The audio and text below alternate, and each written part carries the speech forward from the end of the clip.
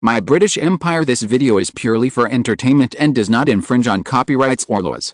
The rights to the novel and image belong to the original author. We do not claim ownership. Don't like waiting and want to listen to this fanfic in full now? Subscribe to our Patreon, where you'll find the best fanfics. Chapter 276 Behind Marcus William.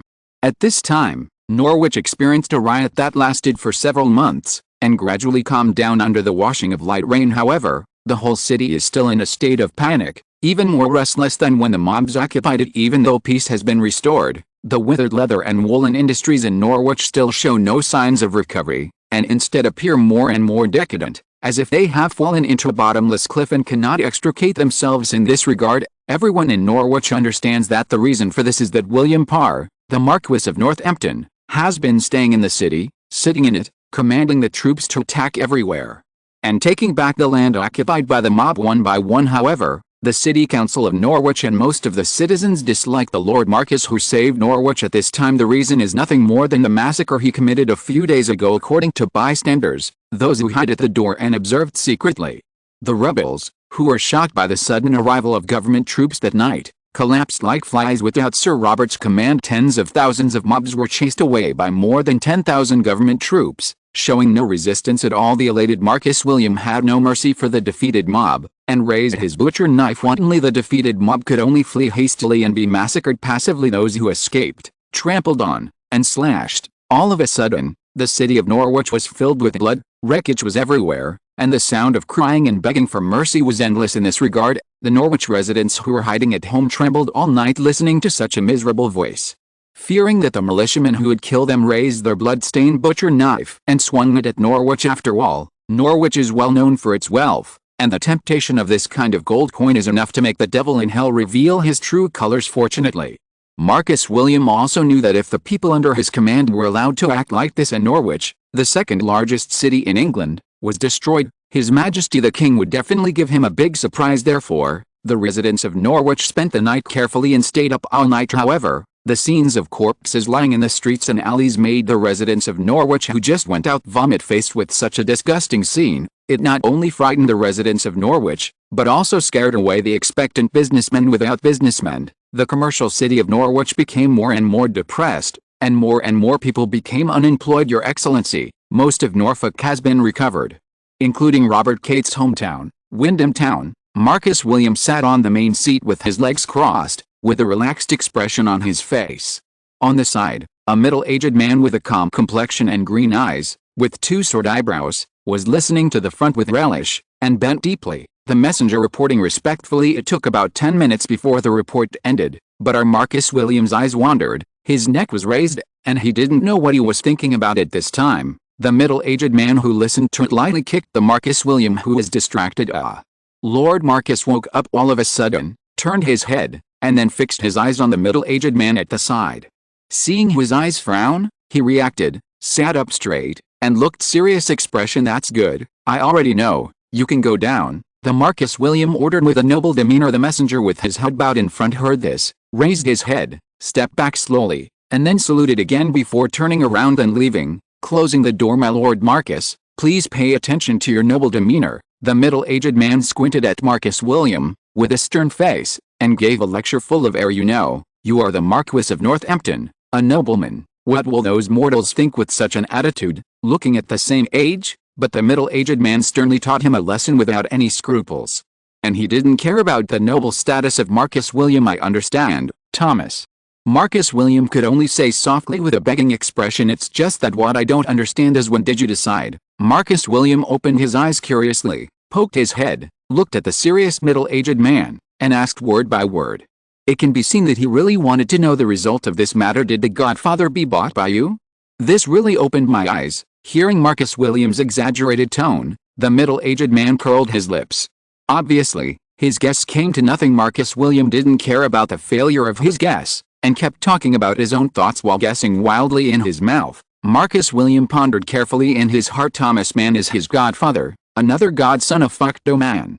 He was very smart since he was a child, and he knew all kinds of knowledge. Favored, he also gave Thomas his surname, and kept him by his side as his own son for retirement, and refused to let him out. This Thomas knows everything, but he has a bad problem.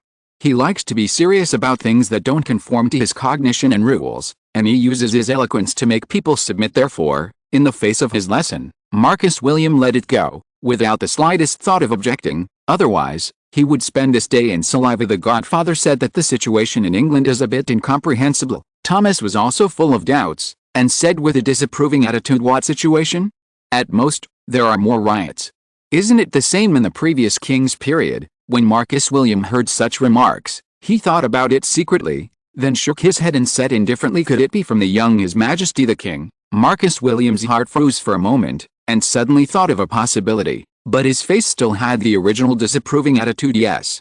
I also feel that there is nothing abnormal, but the Godfather kicked me out and let me figure it out myself." Thomas frowned, lowered his head, and said softly, "During this time, I discovered that Edward VI in London has been moving non-stop for several years since he took the throne, and he likes to toss non-stop." I observed it and suddenly realized that his authority is stronger than that of the previous king, Henry VIII. It can be seen from this that the power in his hands will become greater and greater. This is the so-called change in the situation. Oh? Upon hearing these words, Marcus William suddenly realized, and it finally appeared on the young king. Chapter 277, Chess Pieces and Rights. "William, did you find out? This young king has surpassed his father, Henry VIII, and put more pressure on many nobles." Whispering, Thomas raised his head and looked at Marcus William with a surprised face.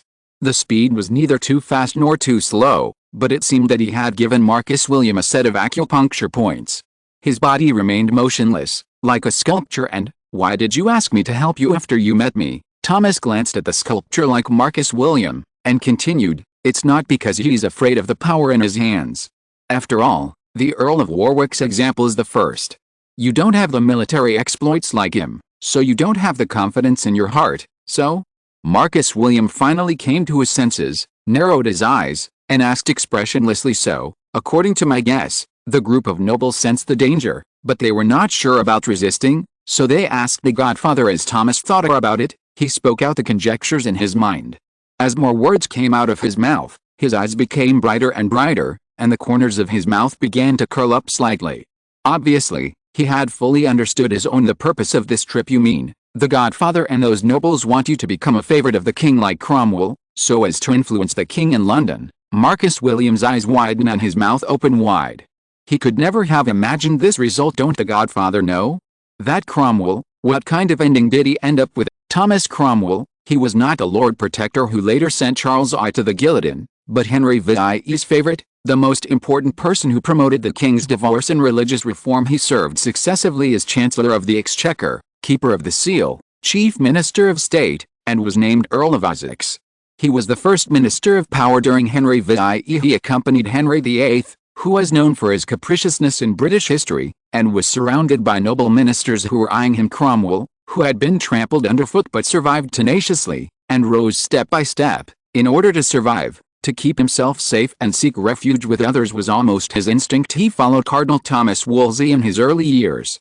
Witnessed a bleak death of Wolsey, who had been in power. He also saw Wolsey's successor, Thomas More, go to the guillotine. Violent death. Cromwell finally chose to serve Wolsey's enemy, the Duke of Norfolk, and his niece Anne Boleyn, for survival or rights. With the recommendation of Anne Boleyn, Cromwell helped Henry VIII get rid of the intervention of the Holy See, unjustly divorced his first wife Catherine of Aragon, and sent Anne Boleyn to the throne of Queen. It can be said that Cromwell succeeded because of the Duke of Norfolk, and finally died because of the Duke of Norfolk. From beginning to end, he was the spokesperson introduced by the nobles. Because of him, the dying nobles received an injection of resurrection blood and devoured the church's property. The ancient nobles preserved a little vitality and began to recover slowly, and when he started to violate the will of the nobles, he lost his use value and was sent to the gallows. Therefore, after learning that Thomas was being used in such a way, Marcus William was taken aback. This time he did not expect that the chess piece used by the nobles turned out to be the Godfather's most beloved godson, Thomas More. Power ministers are just a pawn pushed out by the nobles, and they will inevitably end up in despair and misery. In fact, it was just a helpless practice of the nobles during the Tudor dynasty to introduce powerful ministers one by one. The king's power expanded rapidly, and the nobles shrank day by day.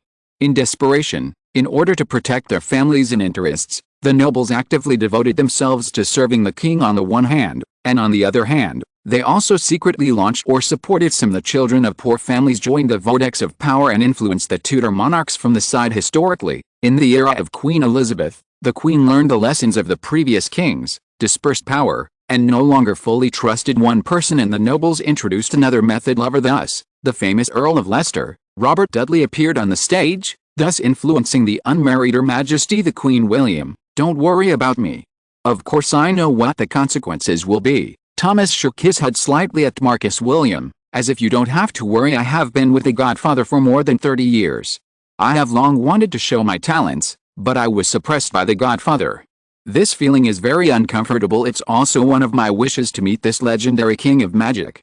As for being used, it's no big deal to me. In life, you will either be used by others or take advantage of others. You can't escape the two. Don't worry. I know it well. Seeing the expressions of indifference on the faces of the parties involved, Marcus William naturally would not ask himself to be bored and talk too much anyway. You just have to be careful.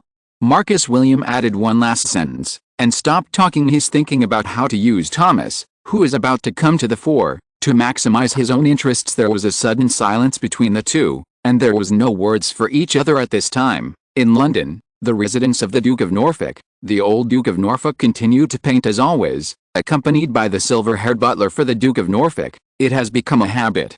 If he does not paint for a day, he will feel uncomfortable all over his body. Your Excellency, according to the plan, Thomas Marne has already started to act. The silver-haired butler leaned slightly and whispered into the Duke's ear. Got it.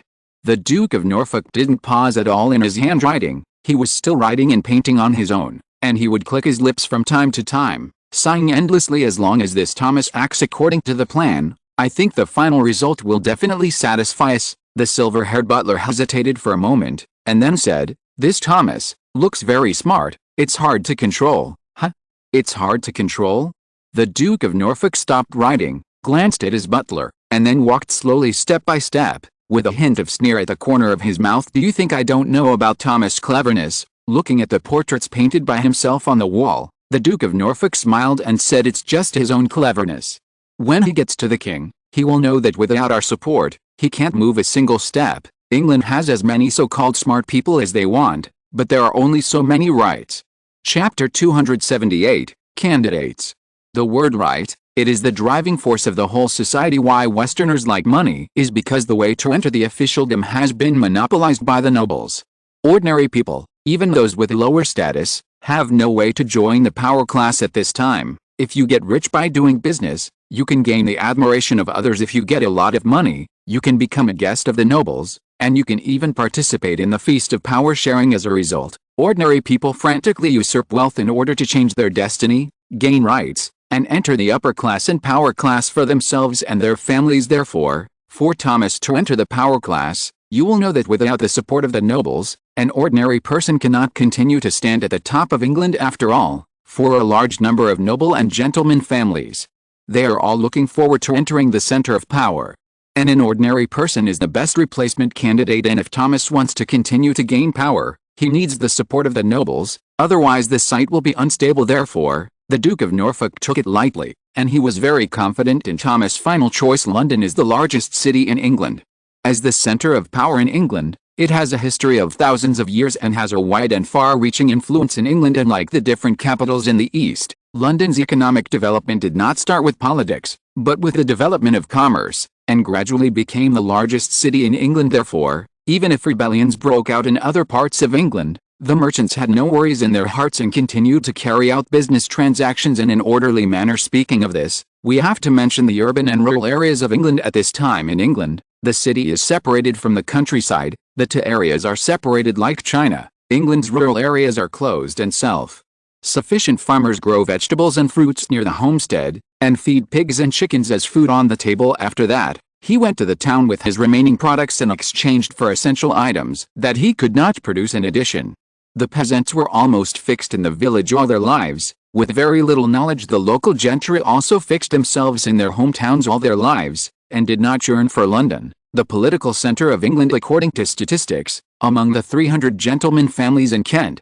which is the closest to London, only 10% of the gentlemen choose to settle in London, and most of them are royal knights and members of Parliament. Therefore, In the area beyond 15 miles outside the City of London, the London city government does not have any jurisdiction. It belongs to the local gentleman today, as an officer under the head of the 100 household district. Lemire, as always, started to go to the 100 household district of Sweet. Where Rodney, the head of 100 household district, was going to start handling various matters in the 100 household district. Looking at the home of District Chief Rodney not far away, he hurriedly straightened his clothes, pulled himself together, walked to the door without haste, knocked on the door, and then walked in gently. Your Excellency District Chief, may I ask, do you have any orders today? Lemuel glanced at the other three colleagues standing by the wall, and glanced suspiciously. Then he slightly bowed his waist, and walked to the side. His Excellency the Mayor of Rodney's 100 Houses District, who was sitting on a wooden chair. A salute. Lemire, you came just in time. Today, I don't have any important things for you to deal with. Instead, I want to announce a decree signed by the Mayor. Your Excellency the Mayor issued a decree requiring each district of 100 households to select a competent officer and report to the city government. Rodney turned his eyes around the faces of the other three people, and continued with a calm smile on his face. I don't know what the Mayor means. The future is in a fog. This is what I was thinking after hearing the news. As he said that, Rodney raised his head, his eyes wandered, and his steps moved gently and automatically. Perhaps the recommended person has a bright future and becomes a high-class person. Perhaps he will be entrusted with a dangerous task, which is life-threatening. Speaking of the word danger, Rodney came to Lemire just now, almost in front of his face, and narrated in a low voice. The other three turned their heads and saw Rodney focusing on Lemire. Seeing this, the eager hearts of the three of them immediately calmed down. The result was obvious. Your Excellency the District Chief, it was obvious that he wanted to give this spot to Lemire. For a moment, the three of them felt mixed feelings, jealousy, regret, and rejoicing, all mixed together. Lemire looked at Rodney thoughtfully, but he didn't know that the candidate in his mind was himself, which made him happy. But then he was shrouded in hesitation. After all, Rodney also said that the danger and the opportunity are equal to each other, depending on whether he has the courage to seize this opportunity for rights. Lemuel has an extreme desire deep in his heart, which comes from his inner inferiority complex for his family and resentment towards social injustice. In terms of attire, a rich man from birth wears cloth and fine linen, which are comfortable and handsome. Rich people eat bread made of wheat, which is soft and pleasant, but he can only eat rye and barley. When there is a famine, he even eats oats eaten by horses, which makes his stomach difficult to digest. Therefore, facing all kinds of injustices in this society, he urgently gave birth to the idea of climbing up under Rodney's gaze. This desire was brewing more and more intensely, and a sense of explosion gathered in his chest. In his mind, there is a voice constantly persuading him, agree quickly, agree quickly. This is the most important moment in your life. When he lowered his head and pondered, Rodney and the other three colleagues also opened their eyes wide, looking at his choice. So, Mr. Lemire, are you willing to take this opportunity? Looking at the young officer he was optimistic about, Rodney nodded slightly and asked, It's my honor. Your Excellency the District Chief.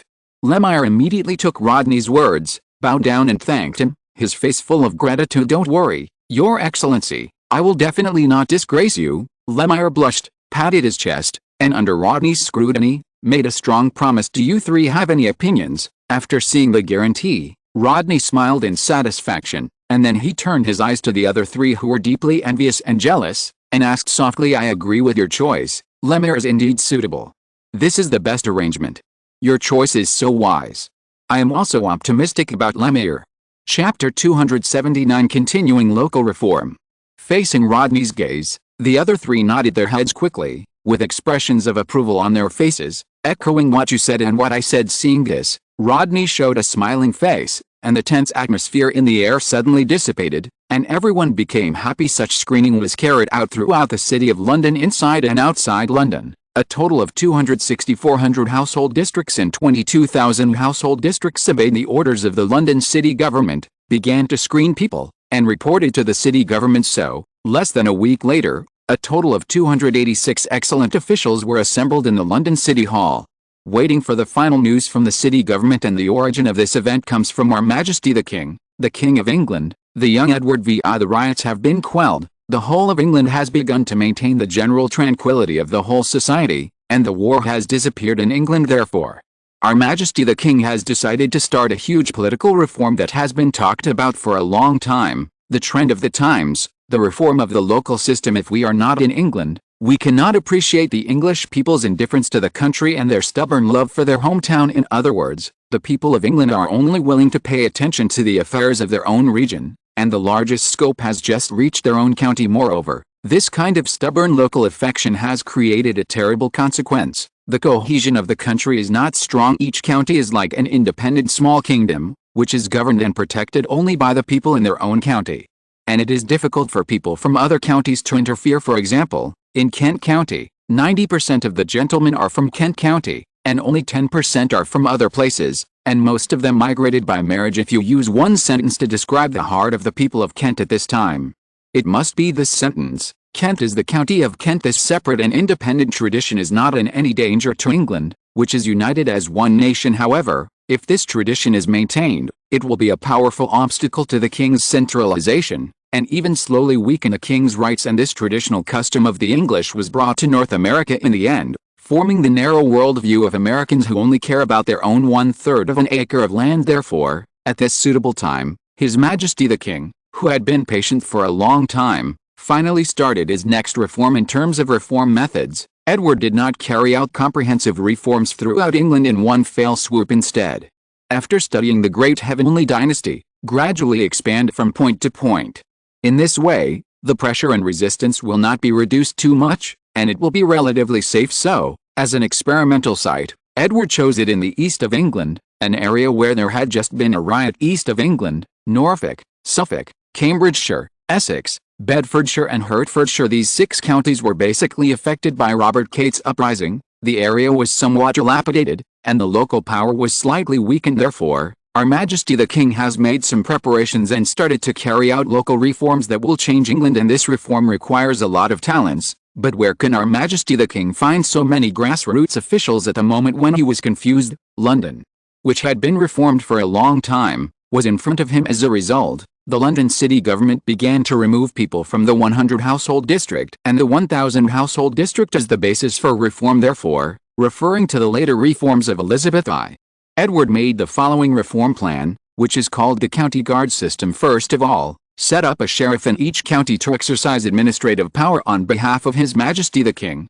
and set up personnel management committee, examine, evaluate, appoint and record the members of each committee. Household registration land management committee, responsible for county land management, registration, review, and registration of changes in household registration management. Industry and commerce management committee, manages, supervises, examines prices, and protects and promotes industry and commerce. Agriculture, animal husbandry and forestry management committee, for the allocation management, support and supervision of agriculture, animal husbandry and forestry. I will not go into details about the 6 major committees, including the taxation management committee, the traffic management committee, and the security committee, and everyone will take care of themselves. On the contrary, the county lieutenant is in charge of the military power in the county, and the newly appointed supervisor is in charge of the supervision power, administration, supervision, military. The 3 are opposed to each other and check and balance each other. In this way, coupled with the county court directly under the royal court and the hundreds of household district courts in various places,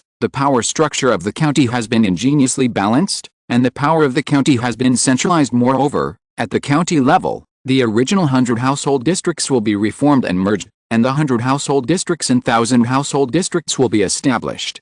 That is to say, if it is really realized, the king's power will extend to the depths of the countryside. Therefore, what is presented to us will be such a political structure map: village 100 household district, 1000 household district, county king. That is to say, the original 2 establishments of manor and town were eliminated and replaced by 100 household district and 1000 household district. The county centralizes power, and the center centralizes power from the local area.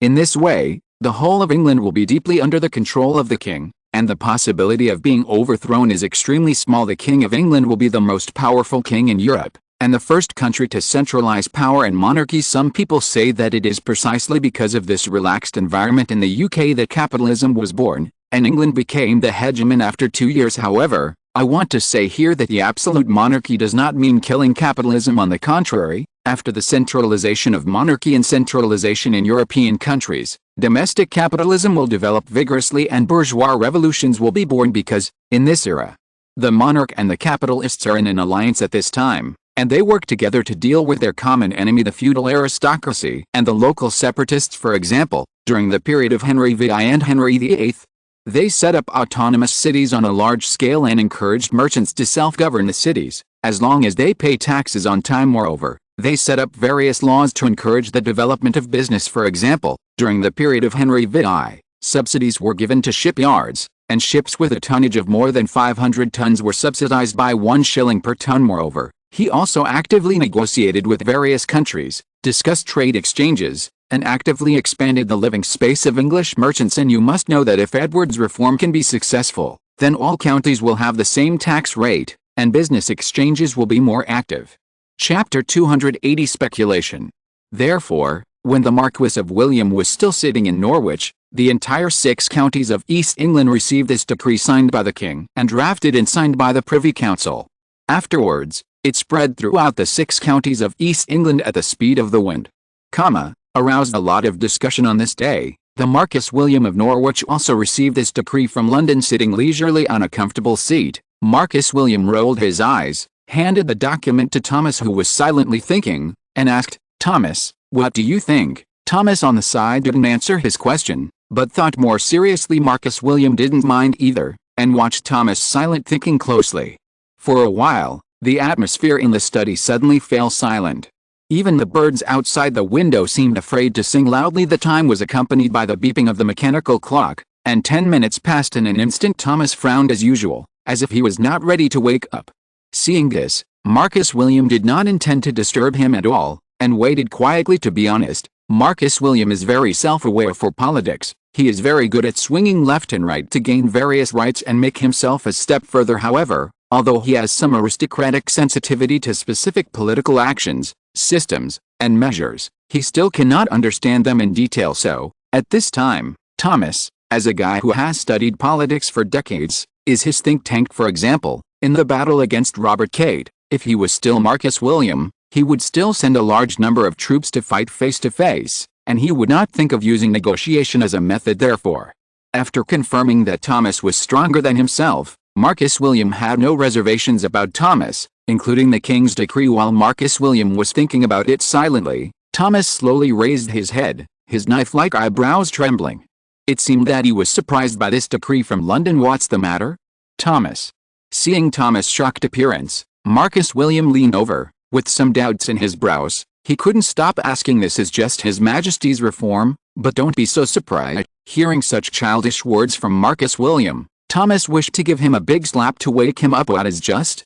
Don't you understand that this is an earth-shaking reform?" Suppressing his beating heart, Thomas took a deep breath and said slowly, "My Lord Marquis, don't you realize that if this decree of His Majesty the King is carried out, England will completely become a Tudor country?" The world of the family, seeing Thomas' distraught look, the disapproval in Marquis William's heart suddenly subsided. His face became serious in an instant, and he showed a serious study. "It is an indisputable fact that the King of England likes reforms. The original William the Conqueror carried out large-scale reforms in order to maintain his rule. He brought the French advanced system, and made the England of the Tribal Alliance enter the contract society of knights and nobles. The king and the nobles became the ruling class, and the tribal family leaders withdrew from the stage of history. Afterwards, successive generations of kings continued to carry out continuous reforms, and the original earldoms in various places became counties, and a series of rights such as administrative power, legislative and judicial power, military power, and diplomatic power were almost all included in the king's pocket. Middle in the period of the Tudor royal family, Henry VIII directly established a 100-household district to disperse the radiation of the manor, while Henry VIII established the Central District, the Northern Affairs Committee, and the Welsh Border District Committee, both of which are powerful aristocrats.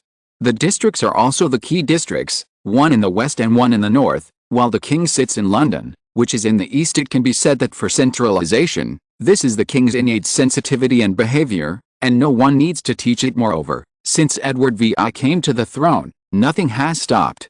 There are reforms every month, with a wide variety of directions. Therefore, in the face of King Edward's reforms, Marquis William was already used to it, and he was used to it. Looking at Marquis William's serious look, Thomas sighed and explained, "This decree completely freezes the committees and organizations under the 6 counties of East England. The number of people and the salary are all arranged. Now, what does that mean? Regarding this question, Marcus William said cautiously, it means that in the future, you will be fully aware of the personnel affairs of the 6 counties of East England. Thomas nodded at what Marcus William said, feeling a little satisfied in his heart. This is just the king's first step. Thomas paused, and continued, the rest, I think, is nothing more than a step-by-step compression. Before long, all committee members will be watched by His Majesty the King, or its scrutiny, that is to say, in the future, in the east of England, the king will know its every move, and every committee member must be approved by His Majesty the King. Thomas looked directly at Marcus William, speaking faster and faster, even with a hint of fanaticism for Thomas's analysis. Marcus William was inexplicably surprised. He did not expect that just one official system could involve so many backers, and even deduced the purpose of His Majesty the King. Look, Your Excellency, the Marquis, it won't be long before this policy will be implemented in other parts of England and Wales, in addition to East England. The young king sitting in the crown will replace God and become the rule of England completely. As he said that, Thomas seemed to be reciting a poem, calling softly to the scattered crowd outside the window. Like a sleeping volcano, his whole body suddenly changed from calm to turbulent, which made Marcus William dumbfounded. My sir, Mr. Thomas, please tell me, is this all a true guess in your heart? Marcus William frowned, looked at this crazy good friend in front of him, and cried out softly, of course, my lord, there is no need for me to deceive you. Thomas turned his head and said with a soft smile to the nervous Marcus William. Hearing these words, Marcus William swallowed his saliva. He did not expect that this somewhat crazy idea, which is also the speculation most likely to be close to the king's purpose, really came from this friend. It was only now that he truly admired this talented friend, who was worthy of being selected by the nobles. Chapter 281 Rename. Lemire got up early in the morning, hugged his 2-year-old son, and turned his eyes to the busy figure of his wife, who was packing up and saluting for him.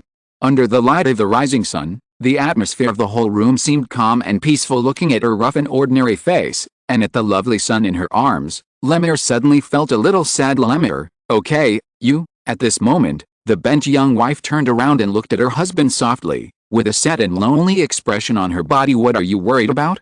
The young wife moved lightly, took a closer look, and asked softly, it's nothing, I just thought, after a while, when I stabilize, I'll let you mother and son move over there. Lemire raised his head, smiled slightly, and said to his worried wife, of course, Lemire, our mother and son will always wait for you to send someone to pick us up. The young wife put her hands around Lemire's neck, kissed her son's dancing little hand with her lips, then raised her neck and said tenderly. Hearing his wife's words, Lemire's heart was moved, and the other hand couldn't help but hugged her delicate body tightly, getting tighter and tighter. To be honest, Lemire was born as a commoner, while his wife was born as a squire.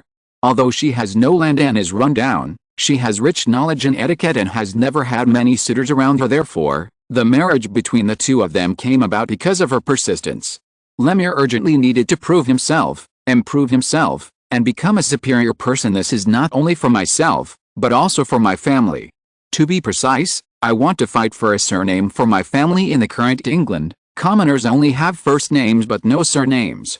Of course, there is no rule that commoners cannot have surnames, but the long-standing traditions have made ordinary Englishmen unaccustomed to having surnames. However, as a person with aspirations, Lemire urgently needs a surname that belongs to his family. In the Bureau of Heraldry, after a while, with a nostalgic glance at his babbling son and his tender wife, Lemuel waved his arms vigorously, carried the package on his back, and walked away slowly with firm steps. After waiting for the stagecoach on the side of the road for a while, after paying a penny, Lemire made it to the last row, with a sullen face, thinking about his future path while the other people in the car saw his well-dressed attire. They began to discuss in a low voice, and glanced at him from time to time, not daring to disturb him. The people in the car were very knowledgeable, and Lemire was definitely not in the same circle with such an attire.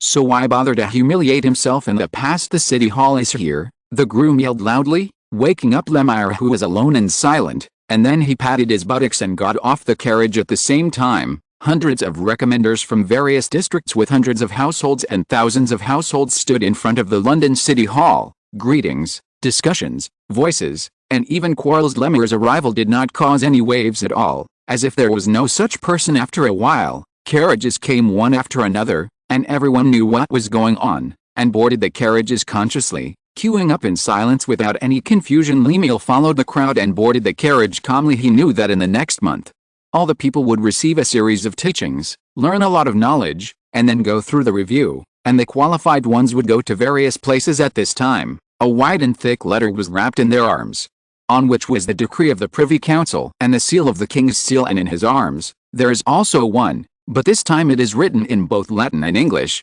Mr. Lemire is from London. He has a correct attitude, is modest and polite, and has outstanding abilities. During his tenure in public office, he has performed outstandingly and achieved outstanding achievements.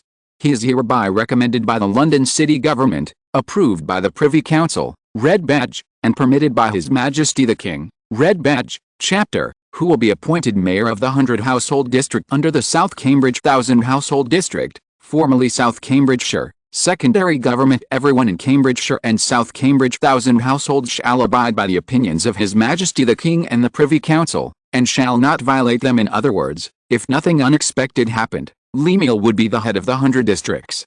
After a few years, 1,000 district chiefs would always be inevitable. In this regard, Lemire felt infinite emotion in his heart. If Cambridgeshire acted according to London, then the rights would be much greater. Thinking about it, Lemire couldn't help but feel very excited. This is a good opportunity to change his own destiny, and I am afraid that he will not be promoted so quickly in the future. At this time, the South Cambridge 1000 Households District in Cambridgeshire, which was originally South Cambridgeshire, is the name really? It's fucking. If Cambridgeshire is a county, then South Cambridge is a town.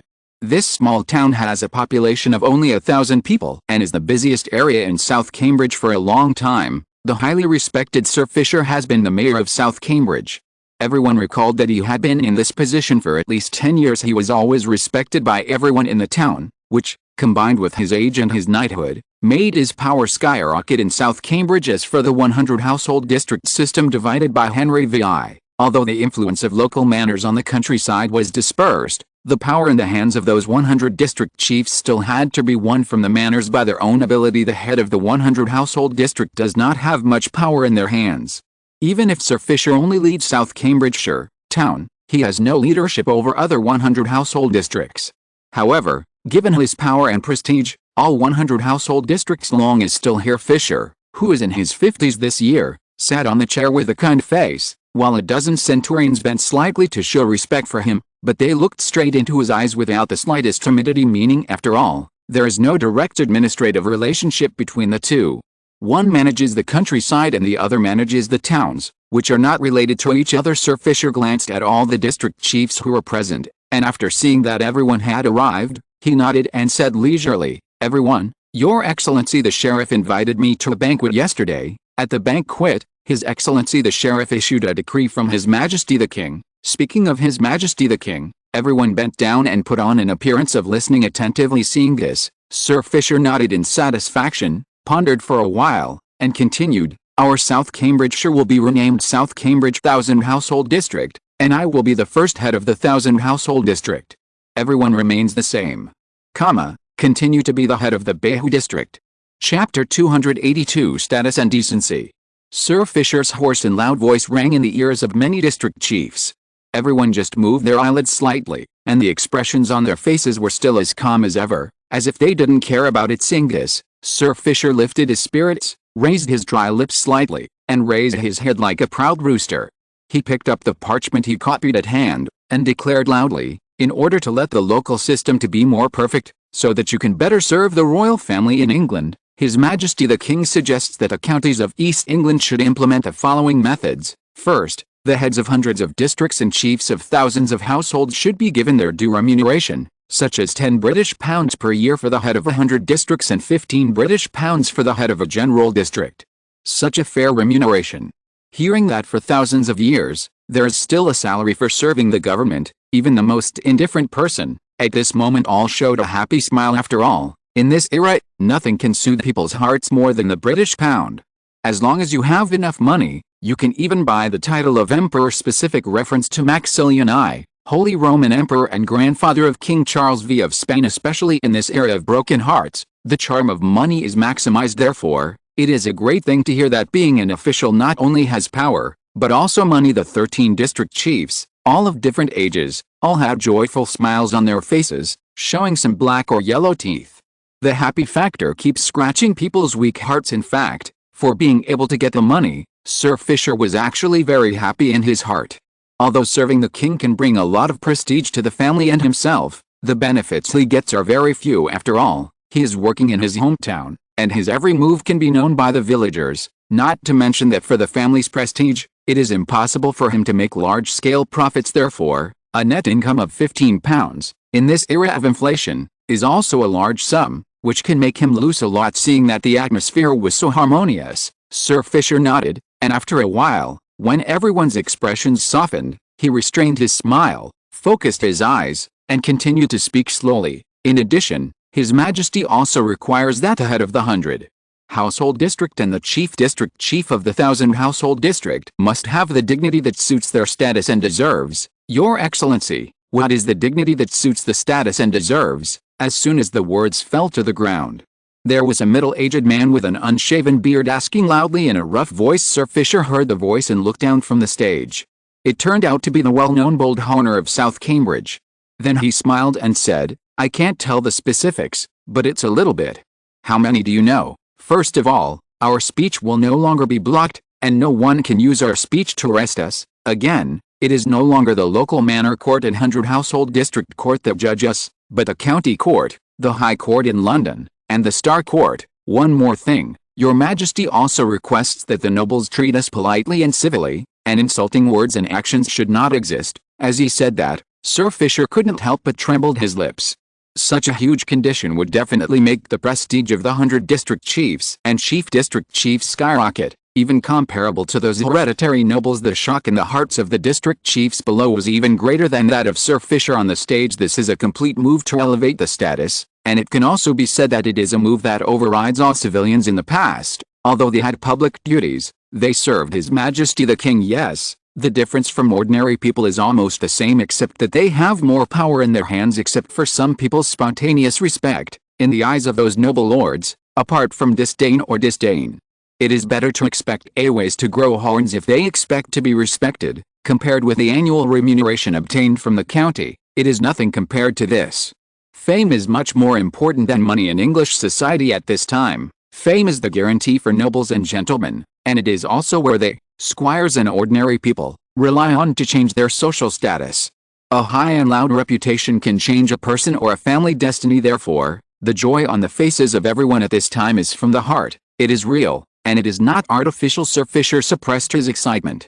He knew that his identity was different from them. At least, from now on, it would be different. "Be quiet, gentlemen.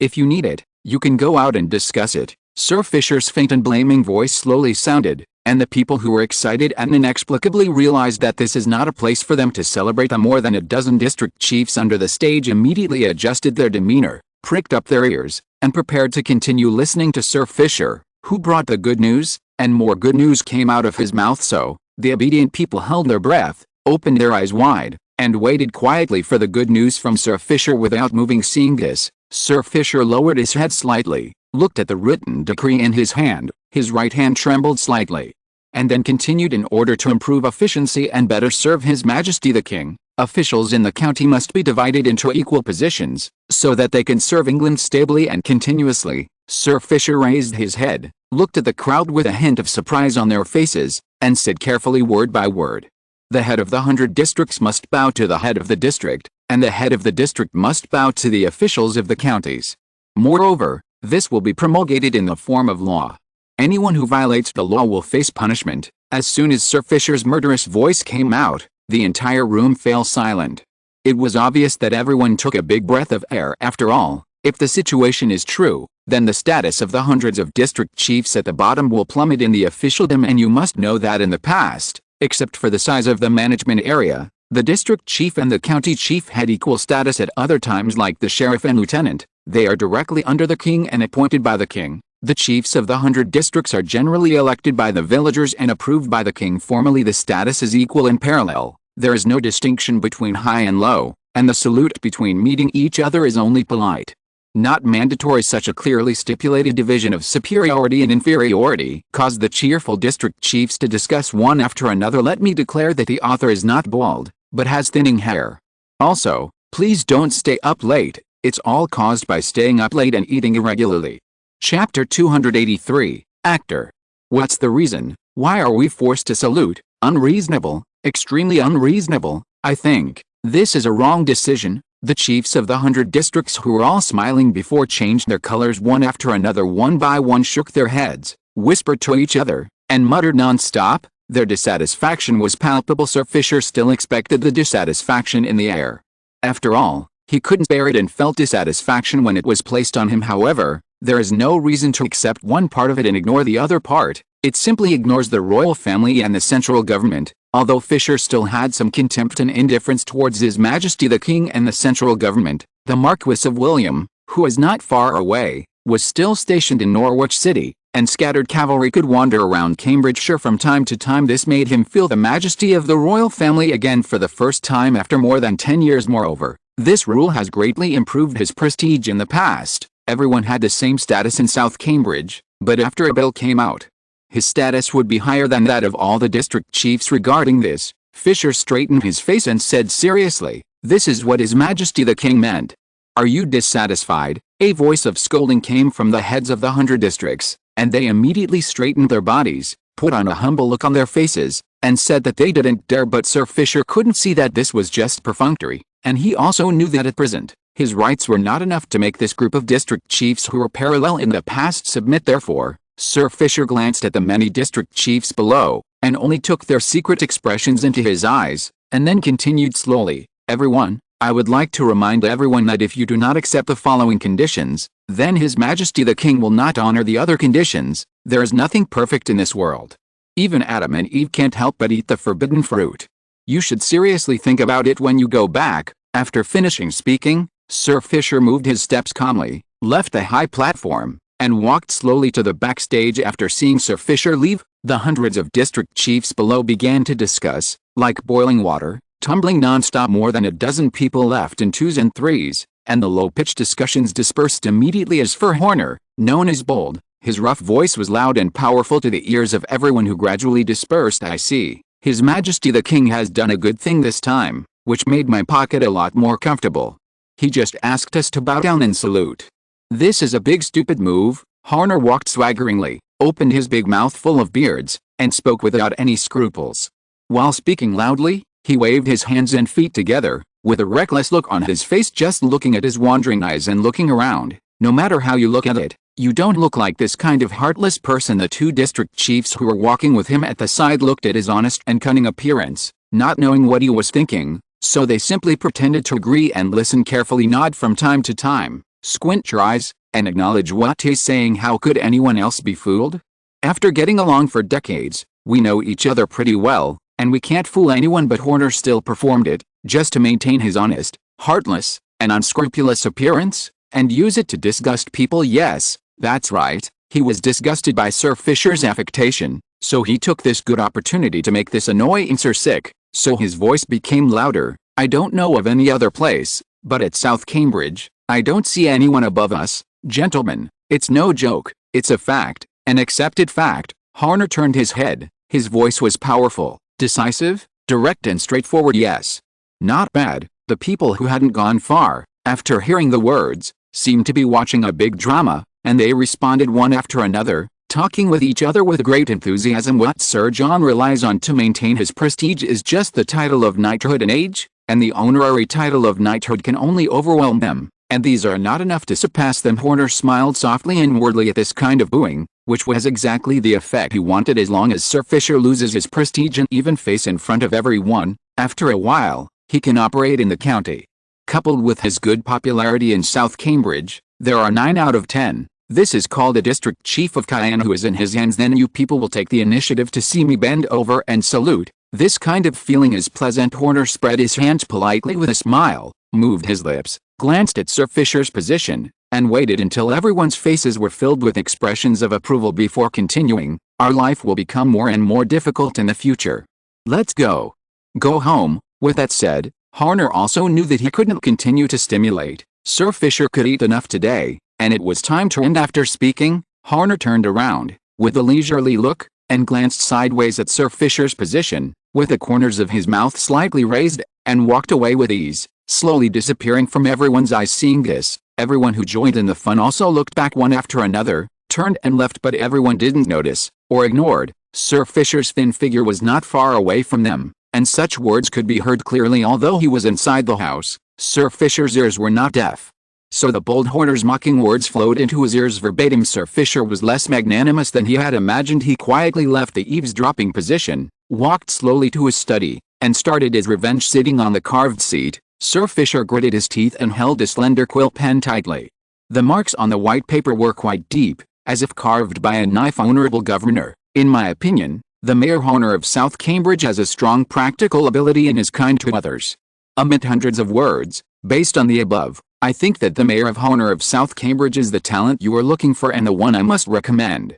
I believe that in the county, he will do a good job for His Majesty the King and for Cambridge. Serving the county, this is what I firmly believe in. Picking up the valuable white letter in his hand, Sir Fisher couldn't help sneering. I can't blame me, Horner, you asked for it yourself. Go to the county, work hard. If you're listening to this novel on a channel other than Fanfic World, it means they downloaded and uploaded it without effort. We cordially invite you to visit our channel, Mundo Fanfic Novelist. There you'll find the original version of this story and you can explore many other novels of various genres. We're waiting for you to immerse yourself in a world of incredible novels. Chapter 284 Feelings and Condolences. Early in the morning, Edward was dressed up brightly by the maid Lucy, wearing a bright red woolen cloak, and under the escort of a group of guards. He drove out of London slowly in a low-key black carriage inlaid with the gold. It was February in 1550, and although London in winter had quietly ushered in spring, England's capricious weather still left people speechless. A light rain in the morning, another hour of sunshine at noon, and then another light rain, or cloudy anyway, within a day. The weather in England cannot be unified. If you have to find one item, the only thing is temperature. The temperature in England in the spring has reached 18 degrees, which makes people feel a little cold, but the wet weather makes it inappropriate to add a coat at this time. The cloak came into people's sight. This kind of clothes that are convenient, quick and warm quickly became a popular spring clothing. Of course, this is just the troubles of the nobles and gentlemen, but ordinary English people are praying to God at this time, celebrating the winter of hunger and cold. But the so-called troubles of dressing have never arisen in their minds. No matter in winter or spring, thin linen clothes are still their only choice for now. Only food is their constant worry and greatest need, especially in the soaring population of England. Coupled with the inflation in the later period of Henry VIII, the price of food has risen again and again, and the lives of ordinary people have become more and more difficult. Sitting in the low-key and luxurious carriage of the royal family, Edward half lifted the curtains on the carriage, and saw passers-by walking slowly. Most of them had a thin face, with a bitterness of life in the corner of their mouth, and they avoided driving quickly. Medium carriage. Although there was no royal badge on the carriage, the dignified bodyguards rode tall horses and carefully guarded it. No need to guess, there was a dignitary on the carriage. The citizens of London have become accustomed to all this. Walking and walking, seeing a carriage, moving a step, carefully avoiding it, this is their only choice. Edward is also used to this, and he can't help shaking his head seeing the withered, yellow and thin appearance of the civilians at present. Prices in England are relatively stable, but the price of food is rising all the way, and it can't be stopped. Moreover, the increase in the number of newborns has increased the burden of each family a lot. The English families that could have survived to the food and clothing line suddenly fell into the cliff of hunger. Therefore, abandoned babies can be seen from time to time in London alleys, sewers, and even by the Thames. In this regard, even though Edward implemented a new type of farming method in the territories owned by the royal family, the price of food in England still rose like in history. What can give Edward some comfort is that the price is not as crazy as in history, which has saved many people. As for abandoned babies, Edward could only send members of the royal family to continue to adopt them. The popularity of the Tudors in London and the surrounding counties had skyrocketed thanks to the adoptions, which had continued over the years, and King Edward's reputation as a loving king was widespread. It can be said that at present, the influence of the Tudor royal family in London surpasses any previous royal family in England. It can even be said that its prestige is almost the same as that of the London city government, but it is only inferior to the church. After all, London is a city full of disasters.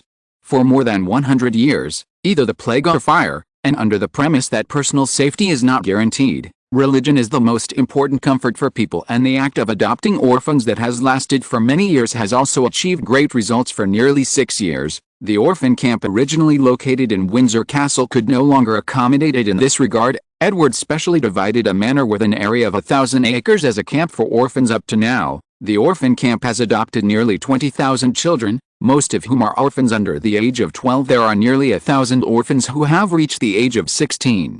Among them, some outstanding talents have entered the Guards, some have entered the Blood Blade, and some have become bodyguards. The more mediocre people enter the Royal Bank.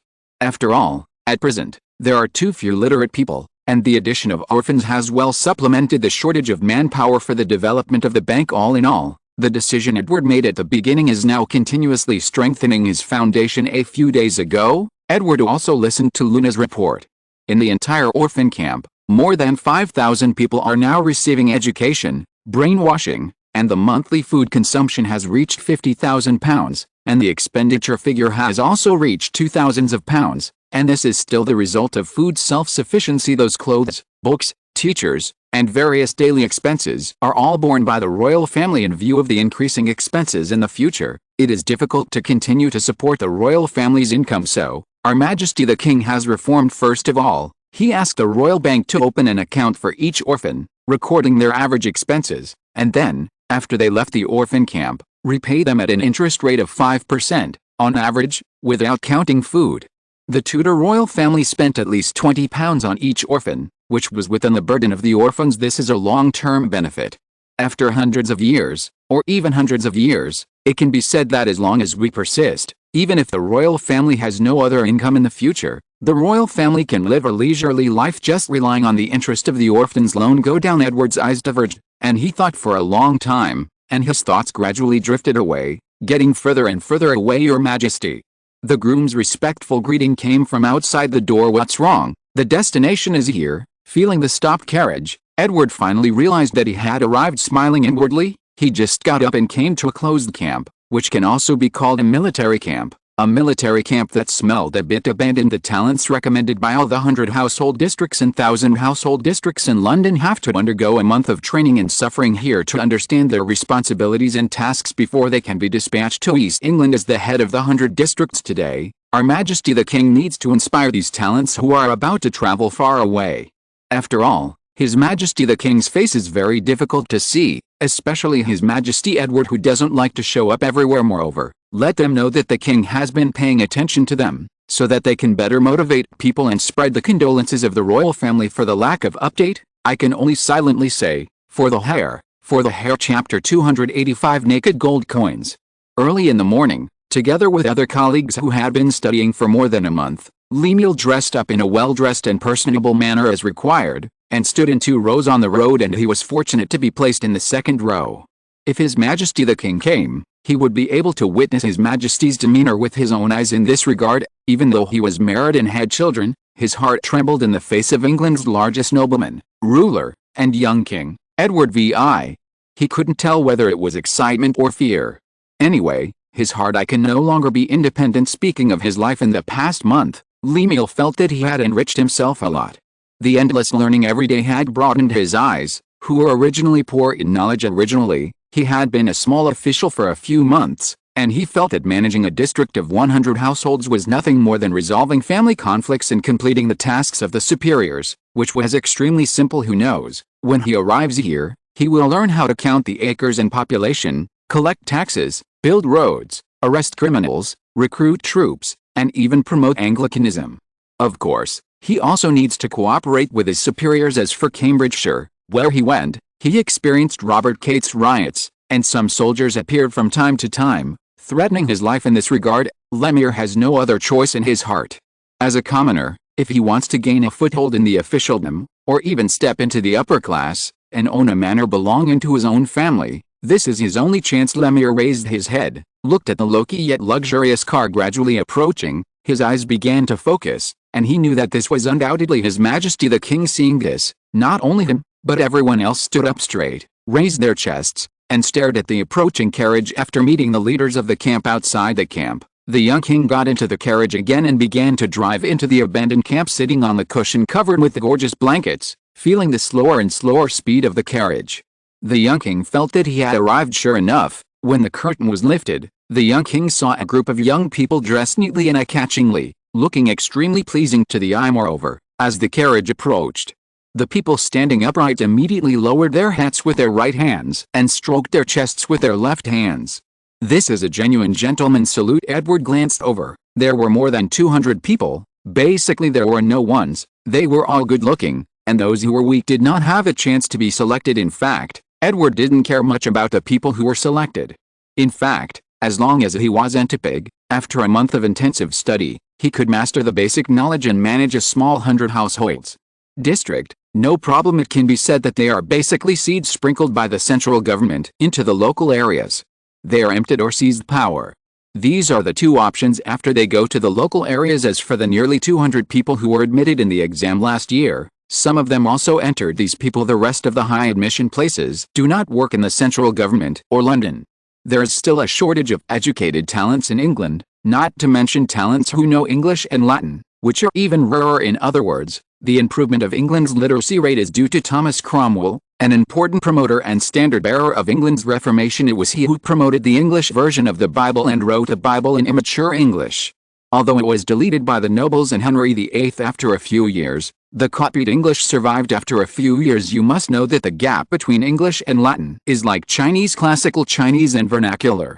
Without years of study, it is impossible to master Latin, but English is different. It is written in simplified Latin and pronounced in the language of England, that is, the dialect of London. Of course, it can also be pronounced in the national language of Anglo-Saxon. This is the origin of English. The Scots and Welsh, and even the Irish, are different. They are all cats, that is to say, English is the language of England, and the cats are different. The reason why Edward can communicate with little Lolly Marie is naturally because of the similarity between the two countries. The Scots can more or less speak English, and as a member of the royal family, English is a must. Therefore, English, which is easier to learn, spread, and this is the basis for holding official selection examinations. And we should note that English is precisely a dialect, which is incomplete and can be called Old English, while the later modern English was not finally perfected until the 18th century. Therefore, even if you learn English, it will be useless in the Tudor period, as chickens and ducks speak. Long story short, having said that, Edward stepped out of the carriage with the support of the groom, and moved easily and slowly.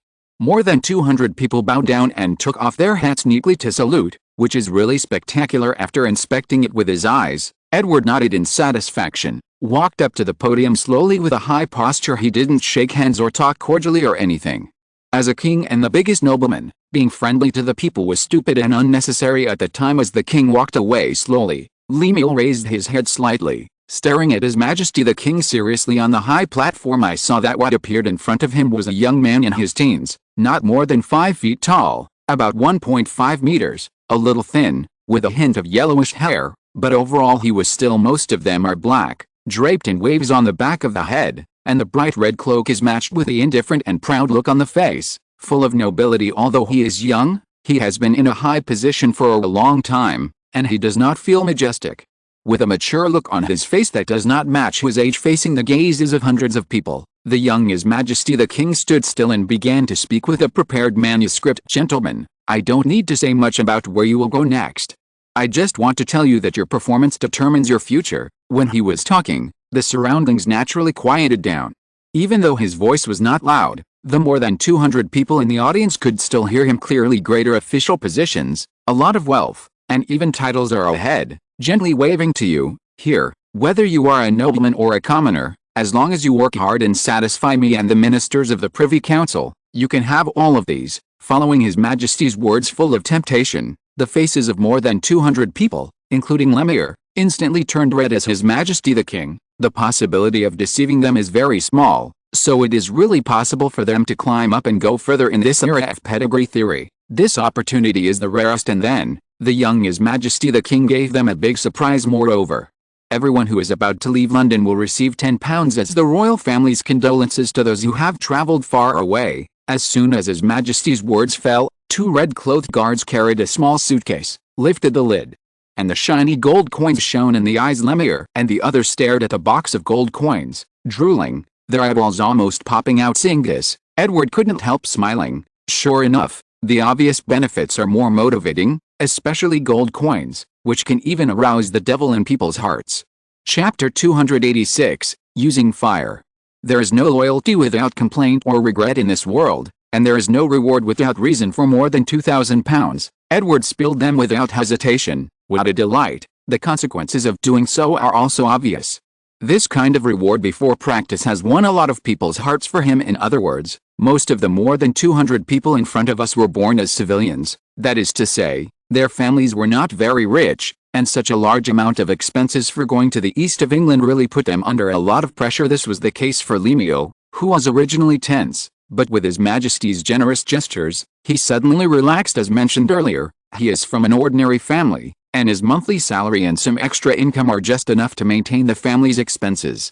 How can he have so much money to go to Cambridgeshire? Therefore, before the trip, he came to the Royal Bank to provide a guarantee in his own name, thereby borrowing £10, of which £5 were given to his wife and children who stayed in London, and the remaining £5 were for him to go to.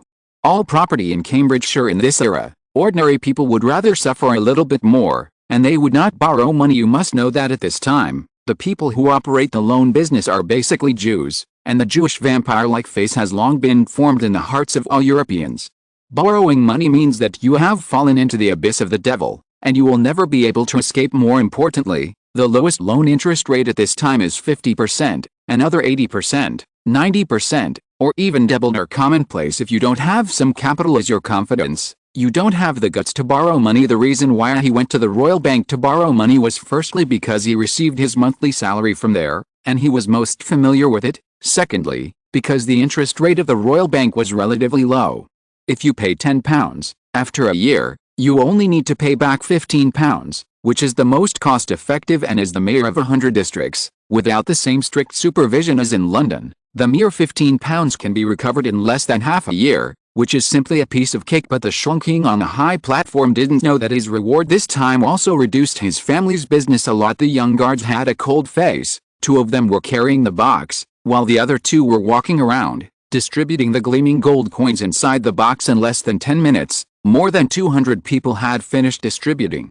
As the king, Edward also consciously delivered his final speech before stepping off the high platform in the carriage. Edward was sitting in the center, the soft velvet back was gently supporting his waist, but he closed his eyes with an expressionless face. As a king, for the officials under him, it is to use rewards and punishments to firmly tie their hearts in his own hands, so that he can truly control the country. As for Henry VIII, who was a high-ranking nobleman from birth, he naturally didn't have the leisure to win over these officials who were born as civilians. In his heart, only nobles are the most worthy of wooing, and commoners have no qualifications. This is not the case for Edward. He is the soul of a commoner. Even though he has been educated by the royal family for more than 10 years, he is born with a sense of distrust for nobles. After all, the aristocrats have been passed down to this day. No matter how kind you are, it is impossible to grant fiefdoms as before. At most, there are few manners. For those nobles who have been passed down for hundreds of years, isn't it a drop in the bucket? Therefore, for ordinary people, a little reward will be remembered in the heart, cheap and easy to see the effect, the most simple and fast thinking that these hundreds of people are pouring into East England. If they are real talents, they will definitely stand out. At present, England is still relatively short of talents, especially in the local area, which is basically dominated by nobles and gentlemen.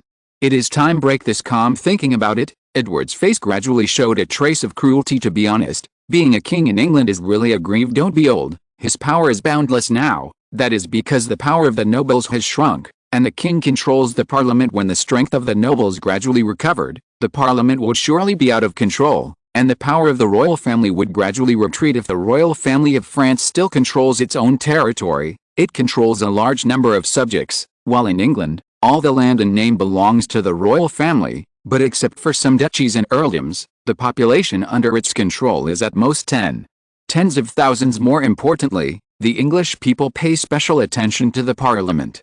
Even though this parliament has nothing to do with ordinary people, the English still trust this parliament as always between the king and the parliament. England will not hesitate to choose the parliament, which began with the Magna Carta in 1215. The parliament has always appeared among the people in the role of supervising the king, representing the name, which is what we call the people's hearts. Therefore, when the capitalists have not yet risen and the aristocrats are in decline, Centralization is carried out in a hurry. A few months after this group of people passed by, some conflicts were sorted out, and after the second official selection examination, the 39 counties across the country will implement it together. It doesn't matter how many people die. A stern look flashed in Edward's eyes, and the king also needed to be ruthless. Suddenly, he felt that the speed of the carriage began to slow down.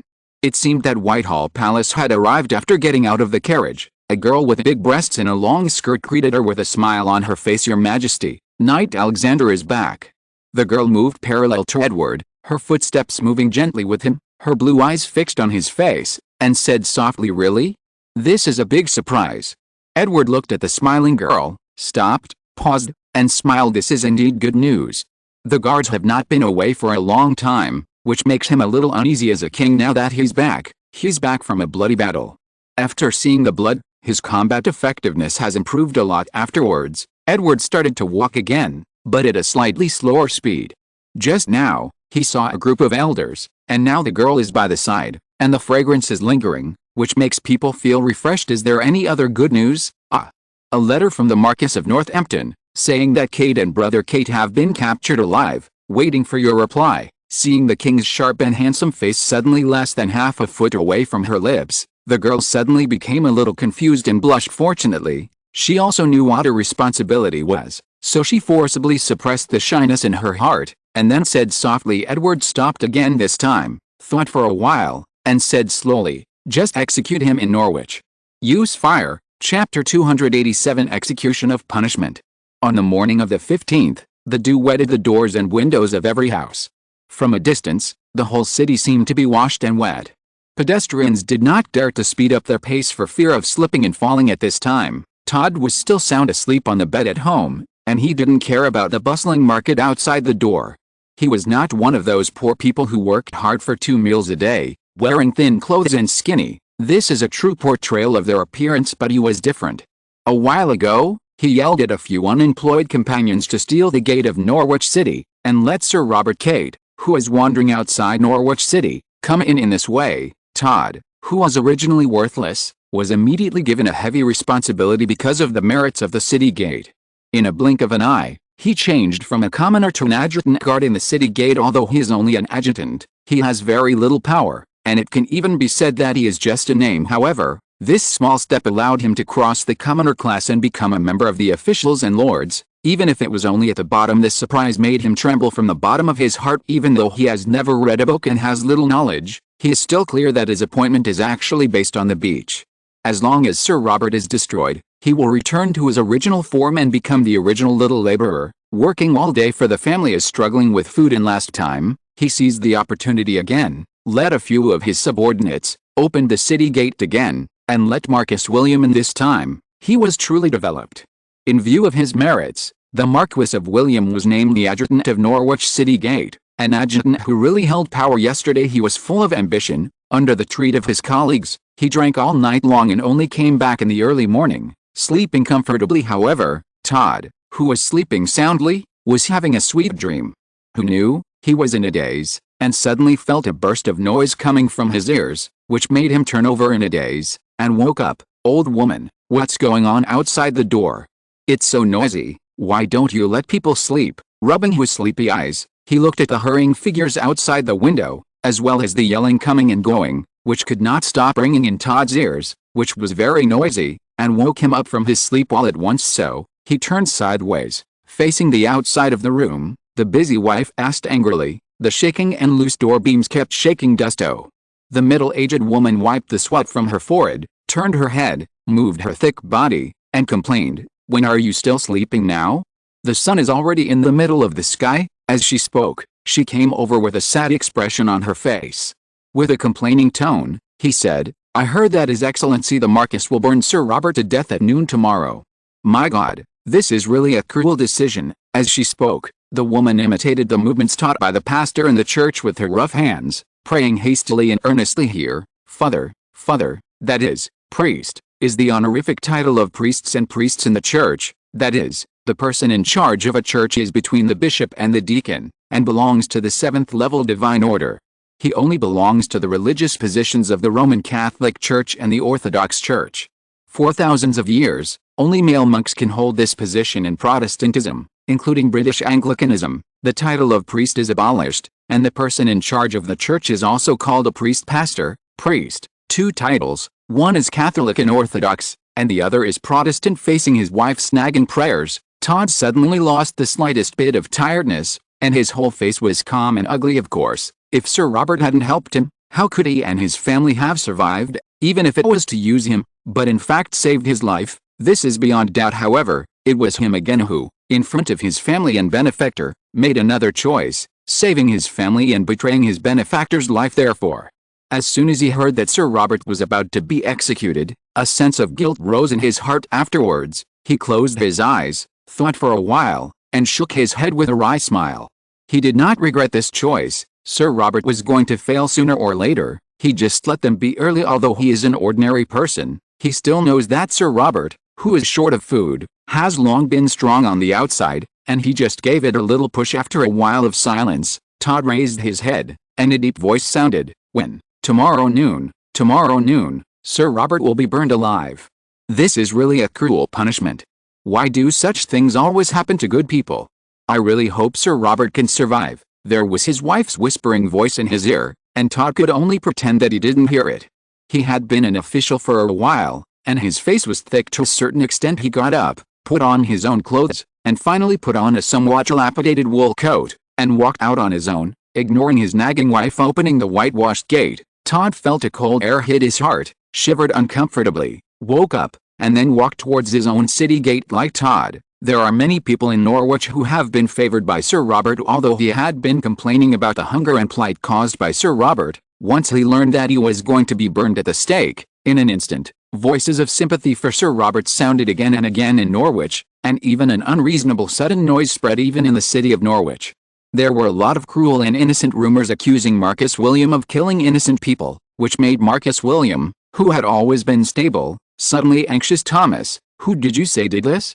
Ordinary people don't have the guts." The Marcus William had a stern face, a little sullen in his heart, and he was very angry at a rumor that damaged his reputation. Don't think he is just a nobleman, but a nobleman also pays attention to reputation, especially in England, where the power is weak. The superficial reputation is even more important. Therefore, the good reputation of saving people from fire and water suddenly took a turn for the worse, which made him very angry. Hard work suddenly go to waste, which is uncomfortable for everyone. "Your Excellency the Marquis, I think there must be someone contributing to the flames. For the current plan, we can only send someone to speak favorable words in the city to offset it." Thomas shook his head and thought for a while. There was nothing he could do about the Marquis's plea for help, so he could only say helplessly, "Such rumors won't last for a few days. When that Robert Cape dies, everything will return to normal." Chapter 288 Punishment. Regarding Thomas' words, Marcus William could only believe in his heart. He has nothing to do now. This is the most suitable solution at present. "Come on," Marcus William shouted loudly to the door without hesitation. "Your Excellency." The closed door suddenly opened a gap. Quietly, a thin figure walked in quickly, bent over, bowed and answered humbly, "Bring your money and send people to the Norwich market to publicize my story of saving Norwich." "Don't be stingy with money." Marcus William faced his confidant, and his gaze stayed on him for a few seconds before he gave orders unceremoniously, speaking quickly. "Yes, my lord." His confidant pricked up his ears, listened carefully to the Marquis's words, and recorded them deeply in his heart, and nodded in agreement when he found that he hadn't missed anything as a Marquis. Even if he was just a Marquis, although he is not as powerful as an aristocratic family that has been hereditary for hundreds of years, the position of nobility has attracted many talents of all kinds for him. Especially in the Tudor dynasty, the aristocrats kept private soldiers in captivity and possessed weapons, which were successively banned by Henry VIII and Henry VIII, and the apparent power of the aristocrats was limited to a limit at this time. All kinds of people who are messy in private and have their own abilities have become the power that the nobles like to use. After all, these people are far less natural than well-trained soldiers. In order to prevent excessive persecution, the royal family began to acquiesce in this method of the nobles. Seeing that his subordinates responded, Marcus William waved his hand with great reassurance. He turned around again and turned his attention to Thomas, who was thinking all the time. Looking at Thomas's serious face, Marcus William felt a little bored for a while, and his original interest in Thomas's thoughts disappeared immediately. This Thomas is indeed a boring person, and he doesn't know how he got here in the past few decades. Marcus William rolled his eyes in boredom, thinking unscrupulously. Thomas on the side naturally didn't know what Lord Marcus was thinking, and still squinted his eyes, looking forward, looking like a sculpture. "Your Excellency the Marcus." Thomas turned around, stared wide-eyed, and looked directly at the sleepy Marcus William, and said this out of the blue. Marcus William was startled. His body trembled. He opened his eyes, saw a pair of deep eyes, smiled awkwardly, and asked, "Thomas, have you found anything? Tell me quickly." "My Excellency the Marcus." Thomas curled his lips and shook his head before saying earnestly, "I think the atmosphere in Norwich these days is no worse than when you were fighting." Thomas spoke in a serious manner, which made Marcus William sit up straight immediately, patted his drowsy face, and put on a look of asking. "It is certain, my lord, these days, there must be a mastermind behind the scenes, who is quietly and forcefully promoting it. It's a powerful force, I thought, if you weren't paying attention." "Huh?" As he spoke, Thomas stroked his smooth goatee, shook his shoulders, and smiled exaggeratedly. This, facing Thomas's exaggerated smile, the doubts on Marcus William's face became more intense, and he didn't pay attention to the face of the nobility, so he asked directly, "My Thomas, tell me what will happen in the end." Regarding Marcus William's question, Thomas has no concerns or hypocrisy. After all, at present, he needs Marcus William's recommendation. This force, we don't know where it is, and we don't know where it came from. However, the only certainty is that its purpose is to disturb the calm waters of Norwich. Among them, the most crucial role is none other than Robert Cade. Hearing Thomas' speculation, Marcus William was not stupid. Then, he seemed to think of something, and blurted out, "They want to rob Robert Cade." "Yes, that's right, this is their most direct purpose." Seeing that Marcus William finally came to his senses, Thomas breathed a sigh of relief. "If Robert Cade is hijacked, then the mob scattered all over the place will revive, and soon, a mob group stronger than last time will sweep across the 6 counties of East England. That is to say, my method of suppressing the mob, the credit has been wiped out, and I have been busy in vain." Thomas' words were like a flash of lightning, instantly opening Marcus William's mind. Immediately afterwards, he thought about the serious consequences of this matter being accomplished, and he couldn't help being dumbfounded. With an extremely ugly expression on his face, obviously, he knew that this conspiracy must not be allowed to succeed. Otherwise, in addition to his wasted work, he would become a laughingstock among the nobles if he was robbed of criminals in front of him. He has already created such a picture in his mind. After he enters the reception full of ambition, in the resplendent hall, a group of gorgeously dressed noble ladies are hiding in the corner, pointing at him from time to time. He said with a smile, "Look, this is the nobleman who is robbed by bandits in front of him. He deserves to be put up by his sister's skirt. He can't even do this well." Thinking of such a scene, Marcus William felt extremely uncomfortable, as if he had eaten shit. He was originally raised because of Queen Catherine, but he doesn't have such a convincing record as Duke Edward, and has always been talked about by the nobles, and if there is such a big scandal, he will lose face among the nobles, and he will no longer have the face to attend any noble ball. I think they have no chance of achieving their goal. Marcus William narrowed his eyes slightly, walked to the window, looked at the city of Norwich, which was gradually returning to its former prosperity, without looking back, and said every word with full force. Thomas could see that he said it through gritted teeth. On February 15th, the weather was beautiful. No, it should be God's blessing. From the morning onwards, the entire Norwich sky was clear and the breeze was blowing. Combined with the faint warm light of the sun, the whole person began to feel lazy. However, this is just the groaning of the aristocrats. Ordinary citizens don't have such thoughts. When the sky's still pale, they have already climbed out of bed and started a day of repetitive life, and on the eve of the dawn of a day, it is the last darkness before the light, and it is also the best place for all kinds of conspiracies and tricks to be born. Norwich doesn't have the sprawling sprawl of London streets, so there are plenty of dark, dank little streets. Some people's favorites. A tall and thin man was wearing a worn black wool coat, looking down at his feet cautiously. This kind of alley has a lot of potholes, and there is no sunshine all year round. Be careful, you will sprain your feet after walking for nearly 100 feet. The alley was only halfway through, and it stopped in front of a small door. Turning his head left and right, he knocked on the wooden door in front of him. After finding that there was no trap, after a while, the small wooden door cracked a crack, and after that, it seemed that the people inside could see it clearly, and the whole small door was half opened, enough for a body to enter. The man didn't hesitate, turned sideways, and walked in directly. Turning around, The yard was full of men in single clothes and short sleeves. Everyone looked anxious, unable to tell whether it was excitement or fear, but the atmosphere in the air was really tense. The man silently walked to the end and became a listener soon. Not long after he arrived, a well-dressed man with a majestic face walked up to everyone. He didn't say anything, but everyone's eyes consciously fell on him. Everyone, at noon today, the person who is executed at the stake is our target. Everyone, wait for my signal and act together. The man glanced at the number of people in front of him, and after getting a number he was satisfied with, he nodded and said in a deep voice as soon as the words fell, "A few healthy servants wheezed and carried the big box full of voices, and placed it next to the man. Here is a weapon. Strong men in need can come and get it. For this kind of free supply, everyone is not very polite, even if there is no weapon suitable for them. If you take one and sell it outside, you can still get a lot of silver coins. Everyone is a ruthless character in the fish and meat town on weekdays, and there are no silver coins in their pockets. For this kind of opportunity to work hard, it is better to take the opportunity to earn more." Near noon, 2 crosses were erected in front of Norwich Cathedral. On the cross, 2 ragged old men were tied. One of them was Sir Robert Cate, who had rioted a while ago, and the other was his elder brother, William Cate. And the surrounding area was densely surrounded by a large number of citizens who came to watch the excitement.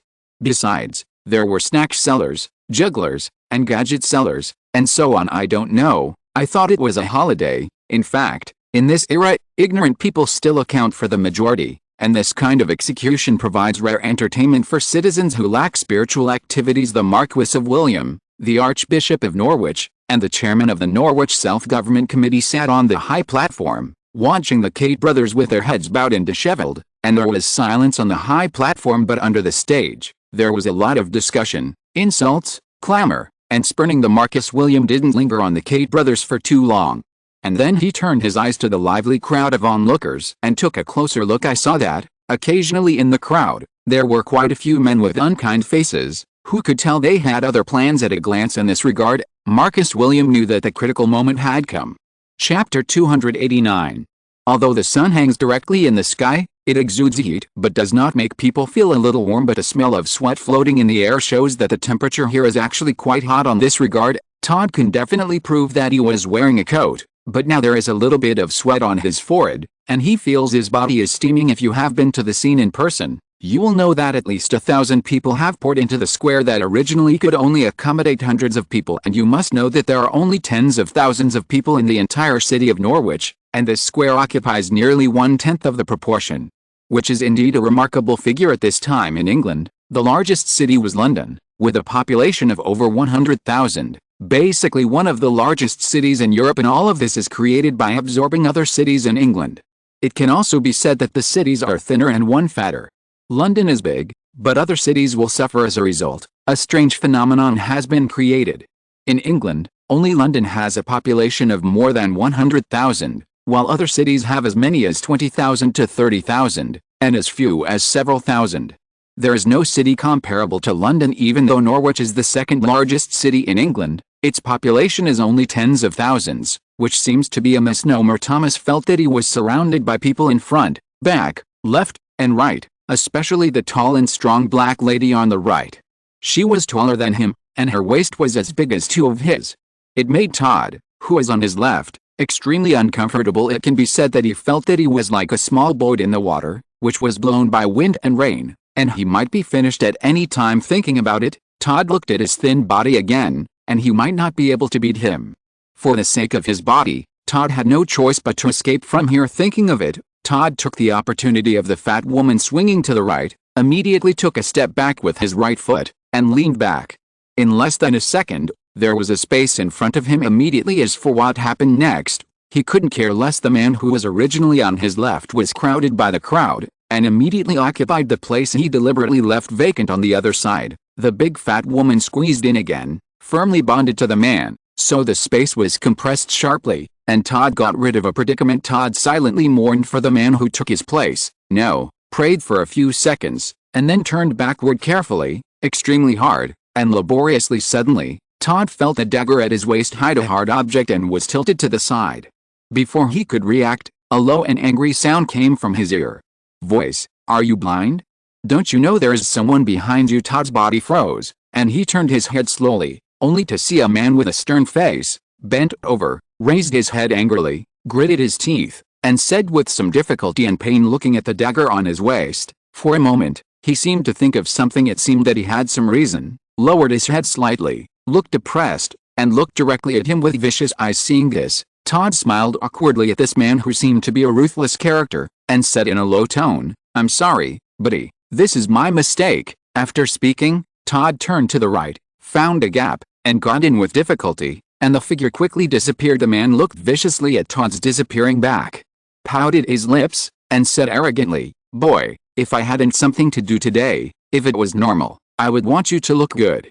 "Bah, Zach, bear with it, we still have important things to do next, save some energy." Seeing his swollen look, the companion on the side patted his arm, with a look of sympathy for you, and comforted him. Seeing this, the injured man clenched his fists and became even more angry. "If something happened today, I would have beaten him to death long ago, and made him kneel before me and beg for mercy." After saying a harsh word, the man straightened up slowly, his lips and face trembling uncontrollably. It could be seen that he endured it very hard. Just now, Todd's blow really hurt him deeply. Todd escaped from danger, looked around, and wiped his sweat after nothing happened. Unlucky. Fortunately, God blessed me, I was lucky enough to escape. Todd patted his chest that was pulsating from running, and said with a lingering fear, "I didn't expect it to be so difficult to take a look at Sir Robert.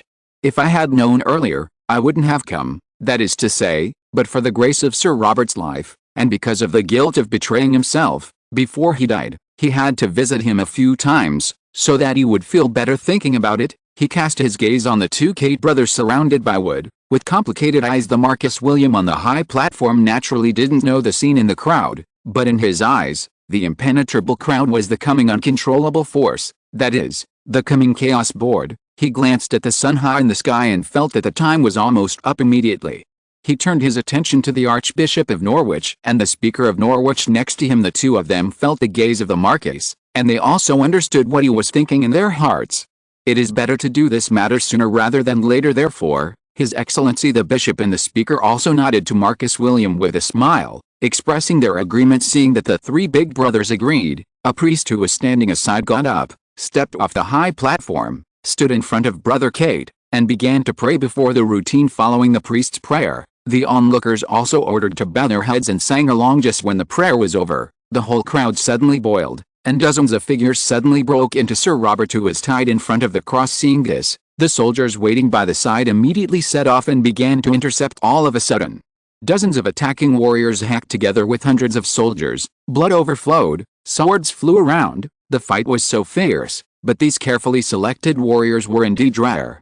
Hundreds of soldiers were almost crushed, almost rushing in front of Sir Robert. When Marcus William saw such a scene, he waved his hands unhurriedly, and groups of soldiers came out of the church and joined the fighting battlefield. The soldiers who were in decline immediately turned the corner, and became more and more courageous as they fought, pressing down on the dozens of people who were hijacked. Soon, in less than half an hour, the warriors who came aggressively to rob the execution ground were either killed or captured alive, and the situation returned to the original state. The Marcus William on the stage watched lively, while the Archbishop and Mr. Speaker on the side were terrified. Although they could not run away, their hearts were still beating rapidly and their faces were pale. Only then did Marcus William turn his head to look, and the two big figures beside him looked overly frightened, and a look of concern suddenly appeared on their faces. "Your Excellency, Mr. Speaker, it seems that you are not feeling well. Why don't you go back and rest for a while?" No need, Your Excellency the Marquis, we still insist on living." "Yes, we are still in good health." His Excellency the Archbishop leaned on the chair and shook his head slightly, and the Speaker on the side also paled in agreement. Seeing this, Marcus William didn't try to persuade him anymore. He sat up straight, looked at the warrior who had been imprisoned, and shook his head with a smile. "Just put them up together, and enjoy this pleasant burning with Robert Cate." The Marcus William lowered his head and loudly ordered the soldiers guarding the warrior. Immediately, the warriors who were kneeling on the ground, their bodies still bleeding, had cold hands and feet, and their hearts trembled uncontrollably. "This ending is too terrible. This is the torture of fire." The two people were burned to death alive and endured boundless pain. So, the warriors in the fish and meat town knelt down in front of Marcus William, weeping bitterly, begging for mercy loudly. "Lord Marcus, please spare me. I don't want to die.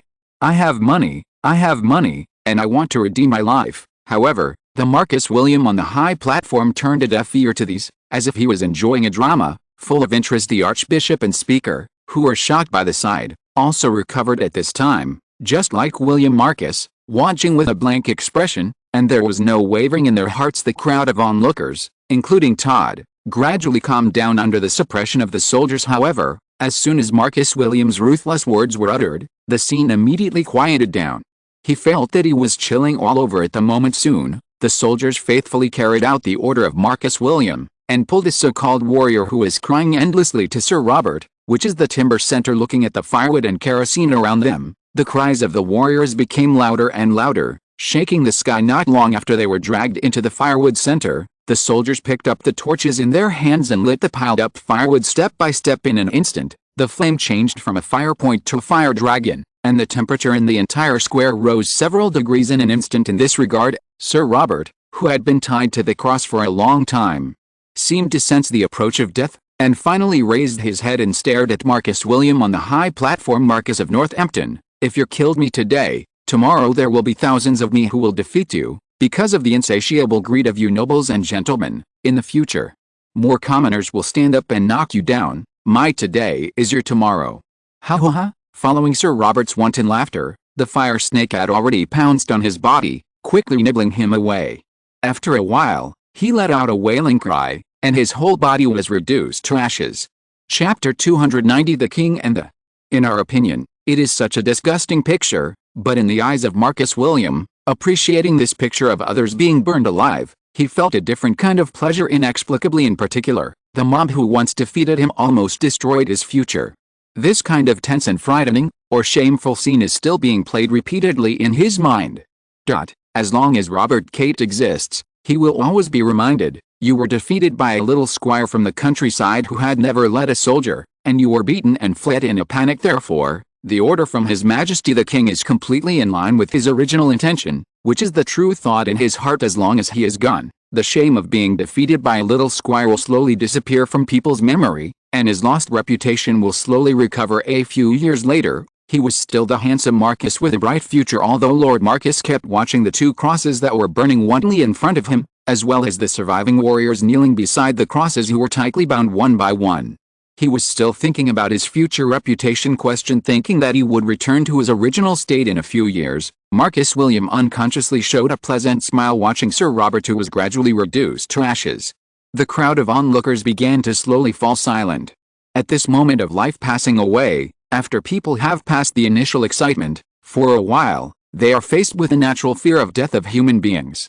Reoccupied the heart afterwards, the crowd began to recede rapidly like the waves of the sea, and in an instant, only a few standing soldiers in the form of guards and 3 big figures on the high platform were left in the entire square. Your Excellency the Bishop, Mr. Speaker, the excitement is over, we can go. Marcus William showed a gentle smile on his face, bent slightly, and said kindly. Seeing that the matter was over, the eyes of the 2 big men showed complicated expressions, so they nodded lightly, and with the support of the attendants beside them, they slowly got up and walked down the high platform. Marcus William also got up numbly, glanced contemptuously at the ashes of the cross, and the remains of those warriors who had been roasted, then raised his head, looked at the blue sky with white clouds. His whole body felt relaxed all of a sudden.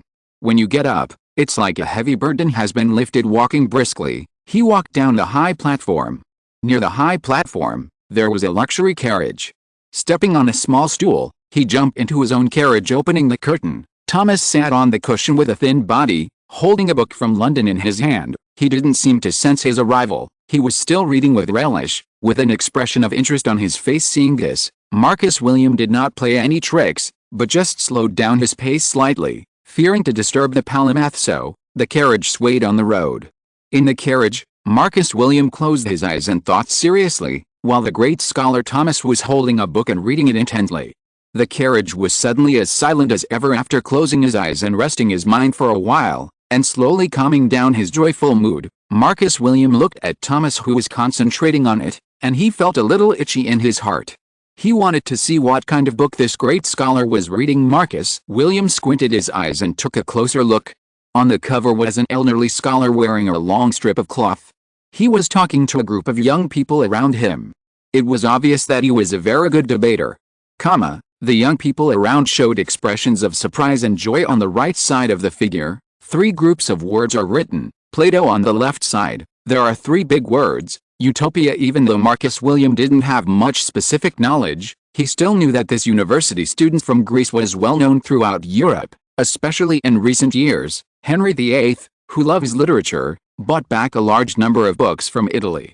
Books? This made the nobles who have always been fond of them buy a few books one after another to enrich their knowledge. Otherwise, when you go to flatter His Majesty the King, if you accidentally make a mistake, it will be very sad. Therefore, influenced by the literary atmosphere in the aristocratic circle these years, Marcus William still knew about Plato and the Utopia. By the way, why does Thomas want to look at Utopia? Marcus William was full of doubts, and just as he looked up, Thomas' gray-brown eyes were staring at him without blinking, instantly embarrassing him. My Lord Marcus, are you also interested in this book? Thomas looked at Marcus William, who had a searching expression on his face, with some amusement, and asked involuntarily, It's nothing, Thomas.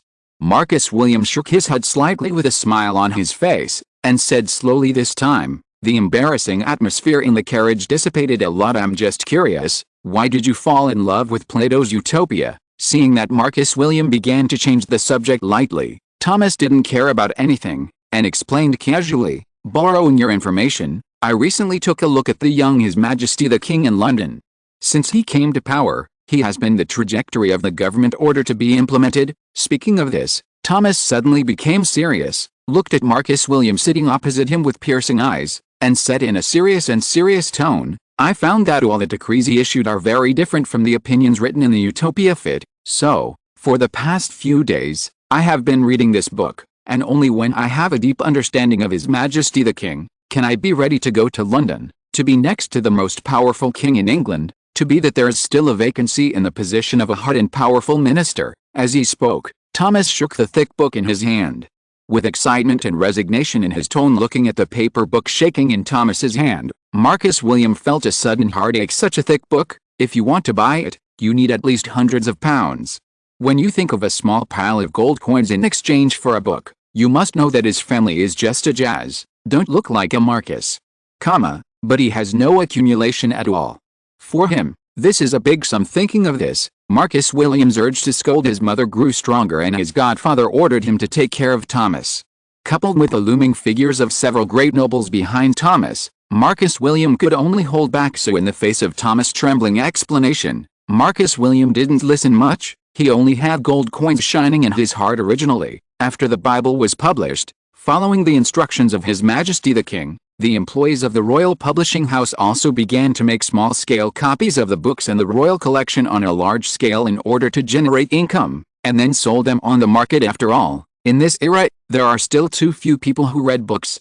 For small-scale photocopies, the price will naturally rise rapidly, so that they can recover the cost, which is worthy of the price of a photocopy and paper. Thomas didn't know what was going on in Marcus William's mind, and he kept talking about his speculations. You see, this young His Majesty the King is gradually reducing the power of the House of Commons, and burning even hotter for his huge power, thus making the crown on his head even more supreme, sacred and inviolable. This is similar to Plato's Utopia, but he believes that rulers should be given absolute rights, and even use lies to oppress and use enemies and citizens. Also, let's look at the exam that made all the nobles flustered and irritated last year.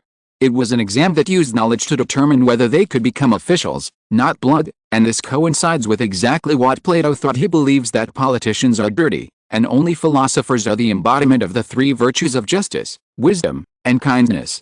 Only when philosophers are in power can a perfect country be built. How can philosophers be identified? Only through rigorous examinations can they be selected from ordinary people. Otherwise, everyone will be a philosopher. It's purely my own far-fetched. Don't scold me. The more he talked, the more excited Thomas became. He felt that he had found the trick, and after careful study, he would be able to go to London in a few days. I am finally going to end this boring life and start to show my talents in England. The group of nobles have to surrender in front of me for the time being. This feeling is extremely refreshing. This kind of joy can only be maximized if it is shared. Thinking of this, Thomas glanced at the slightly dazed Marcus William in front of him, and was satisfied with his surprised performance. Only in this way can he reflect his own wisdom, and he is indeed a genius. Thomas couldn't help thinking proudly. The smile on his face couldn't stop. Your Excellency, it's time for us to go to London.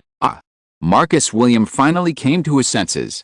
He raised his head and looked at Thomas with a puzzled face. His eyes were full of confusion. He only heard the word London.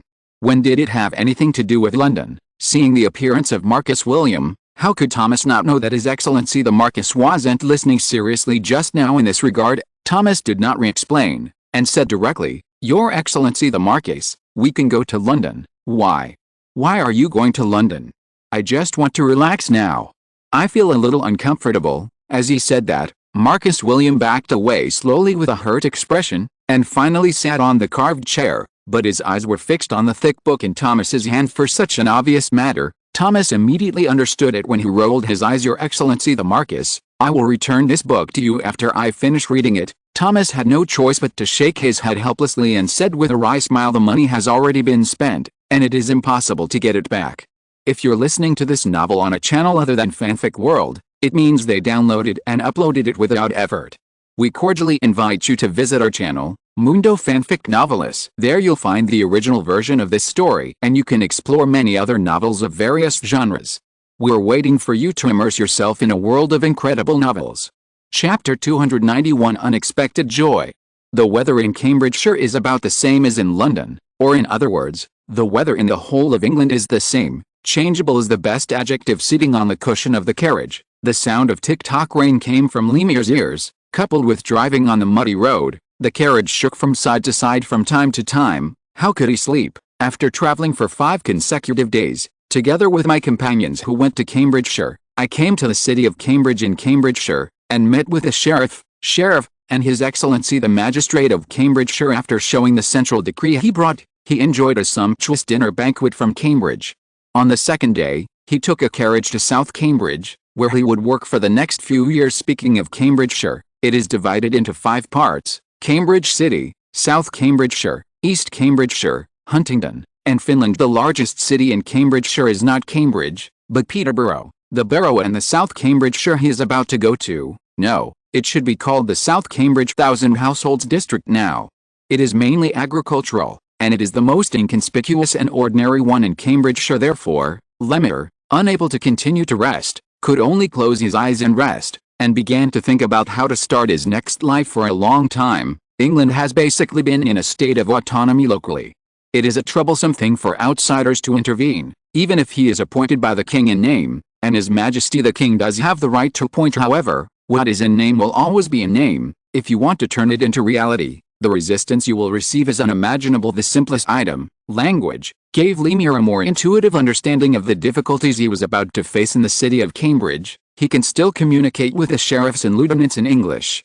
After all, as high-level officials, they must understand the language of the London area.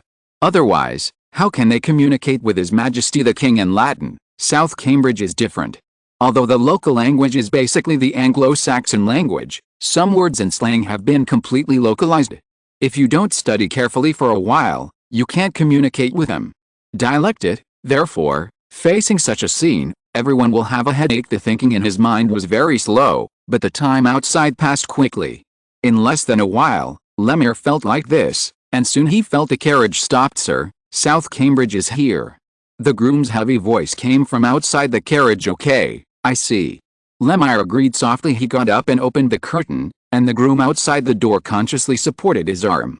He smiled slightly, nodded, and with his right foot, his whole body quickly came down. "Feel the soft ground under your feet, look around, sparse weeds, farmland with young sprouts, children playing, drizzle falling from the sky, and the familiar earthy smell in the air. The smell is very comforting." Lemur's eyes narrowed, the corners of his mouth slightly raised, and his body slowly relaxed. At this time, a child with a long snot and wearing a torn sackcloth with big holes came over in fear. While sucking the snot that he was reluctant to let go, he asked with a tender throat, "Sir, where are you going?" The little boy raised his head, fixed his round eyes on his face, and asked softly, timidly. Of course, this was guessed by Lemur himself. He only heard the words "where to go" and "Mister, I'm here to see Sir Fisher. Do you know where his home is?" Seeing a small dot appear in front of him, Lemur showed a smile that he thought was kind, bent down, and asked softly. Of course, for Lemur's pure Cockney accent, the little boy also looked confused, but fortunately, most of them are the same, especially the 2 words Sir Fisher. He emphasized. "I can hear you clearly there, The biggest one. The little boy rubbed his nose, pouted his mouth, and pointed his thumb behind him. Although Lemuel couldn't understand what he said specifically, he followed the direction of his fingers and turned around to look. In the middle of a group of dilapidated mud houses, a brick and wooden bright house stands out of the crowd, facing the drizzle. It looks extraordinarily luxurious and extravagant. Such a house is in line with Sir Fisher's status, and he is also confused. With Sir Fisher's status, he is naturally the wealthiest person in South Cambridge. Laughing at himself in his heart, Lemire turned his head, glanced at the little kid staring at the round eyes, and smiled slightly, without a trace of gratitude, purely because when he saw the little kid, he thought of himself still nursing son. The little kid raised his head and stared blankly at this big man who came in a carriage, especially his big black horse, which was really similar to Sir Fisher's house. Really similar. The little boy just watched Lemire step by step into the carriage that was the same as Sir Fisher's, and then was pulled towards Fisher's house by the same horse as Sir Fisher's family. So, the little kid just stood in the drizzle, his mind full of the big horse of Sir Fisher's family, grinning happily, and smiling blankly. Lemire boarded the carriage again, ignoring the little kid who stayed still, and was organizing his upcoming conversation with Sir Fisher. After a while, Lemire felt that the carriage came to a gentle road, and his butt felt a lot better soon. The carriage also stopped slowly. Without the driver's reminder, he got up consciously, lifted the curtain, and got out of the carriage. In front of the carriage, a well-dressed gray-haired old man came over. Seeing his exquisite clothes and energetic appearance, Lemire knew that he was Sir Fisher, the largest squire in South Cambridgeshire. Taking a slight glance at the top of his somewhat smooth head, Lemire greeted him with a kind smile on his face. "Your Excellency, it's a pleasure to meet you." Facing his future boss, Lemire took the lead and bowed humbly to say, "Hello Mr. Lemire, it's a pleasure to meet you. I heard that you are coming. I have already prepared a banquet. Please come with me." Sir Fisher smiled in satisfaction at Lemire's approach. He thought that this young man from London was young and energetic, and wanted to fight him. Seeing him like this, Fisher Sir Skier was slightly relieved. Sir Fisher made a gesture of invitation, walked side by side with Lemire, and introduced the specifics of South Cambridge to him while walking. "We have a total of 1,500 household districts in South Cambridge. The only output is rye, and there is no profitable output. It has been so poor for hundreds of years." Speaking of this, Sir Fisher had a happy expression on his face. "The price of food is getting higher and higher now. In a few years, South Cambridge will be the richest place in Cambridgeshire." "Mr. Lemire, you have a good time," said. Sir Fisher turned his head and looked at Lemire, looking like, "You are very lucky. This is really great news. South Cambridge is beyond my expectations." Lemire also had a look of joy on his face, which was indeed a surprise. He thought it was a bad country at first, but who knows, he got it wrong. In the next few years, life will be much easier. Chapter 292, Grissy 100 Household District. A fairly sumptuous banquet satisfied and relaxed Lemire's tired body and mind. When there was a young and beautiful maid lying beside the bed at night, Lemire hesitated for a moment. In order to relax his body more, he froze for 3 seconds before jumping on her. "Since it is delivered to your door, enjoy it, a sweet dream." The next day, Lemire opened his eyes and saw that there was already an empty seat beside him, and the maid who made him relax yesterday had disappeared. Lemire was not surprised by this, having followed Rodney, the head of the 100 districts, for half a year. He has long been familiar with the routines of these squires and nobles, which can also be said to be the way of hospitality for those nobles, gentlemen, and rich people. The beautiful maids at home are actually entertaining guests, which is affordable and convenient. That's why Lemire enjoyed it with peace of mind. He knew that this was just an insignificant matter for him and Sir Fisher. "Get up, arrange your clothes, and then take a step and walk out of the room." Just after leaving the door, the beautiful maid from last night was standing by the door, with a smile on her face, waiting quietly. "Sir, please come with me. My master has already prepared breakfast for you in the dining room," the maid said softly, as if she didn't care about what happened last night at all. "Okay." Lemire looked at the servants who were busy walking around, but he didn't know that he got up late, or it could be said that he missed breakfast. He was still a little embarrassed for a while, but fortunately the maid kept her head down and didn't look at him at this time. He was not pretentious, and followed the maid directly, step by step, towards the so-called restaurant. After about 2 or 3 minutes, Lemuel turned left and right and came to a spacious and bright room. In the room, a 20-foot long, about 6 meters, red dining table was placed in the middle, and several pots of bright red and beautiful flowers were placed on the table from a distance. The dining table is smooth and reflective. The 4 edges of the dining table are carved into brightly colored artworks, flowers, animals, and even figures, all of which make it look luxurious and rich. Soon, 2 or 3 servants brought up warm bread and milk. Lemire looked at the soft and blackened bread in front of him, was stunned for a while, and then swallowed after breakfast. When Lemire was about to ask Sir Fisher for advice, he was told by the butler that Sir Fisher had gone to Cambridge City and would not be back until a few days later. I hope he will be considerate in this regard. Lemire could only pack up and salute, and single-handedly follow the butler of Sir Fisher's house to the 100 household area where he was going to stay for a few years. Of course, the carriage he rented had already returned to Cambridge City yesterday, and this time, he could only pick up the carriage of Sir Fisher's house.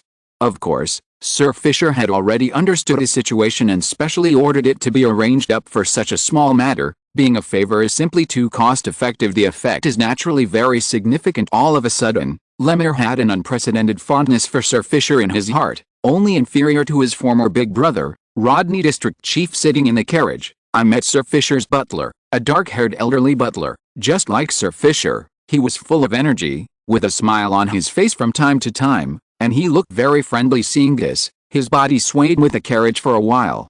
With a gentle smile on his face, Lemire asked the butler, "Mr. Steward, I have a question. I don't know if I can ask you." Lemuel's voice diverted the attention of the old butler, and he looked at the young district chief who was about to take office in front of him with some cloudy eyes, and said with a smile, "Of course, you said, as long as I know. Yes, I will explain it to you naturally." In his words, there was no timidity or contempt like ordinary people facing officials, and he said it with just the right humility. When Lemire heard these words, he thought for a while, and he understood that what he could ask was only what he could know, but these were enough. The original head of the 100 districts, that is, the former head of the 100 households district, that I will take up. Where did he go? So that's what happened. The butler looked suddenly enlightened, then shook his head lightly, and continued, "The former district chief of the 100th district is a well-known figure in South Cambridge. He also got the title of Old Horner. It can be said that he is in South Cambridge, especially when you are about to arrive in the 100 household area. It can be said that he is well received." Hearing these words, Lemire sighed in his heart. Sure enough, it's not what I expected. However, he has already arrived in Cambridge City and became a member of His Excellency the Sheriff. Did he say that he wants to reform?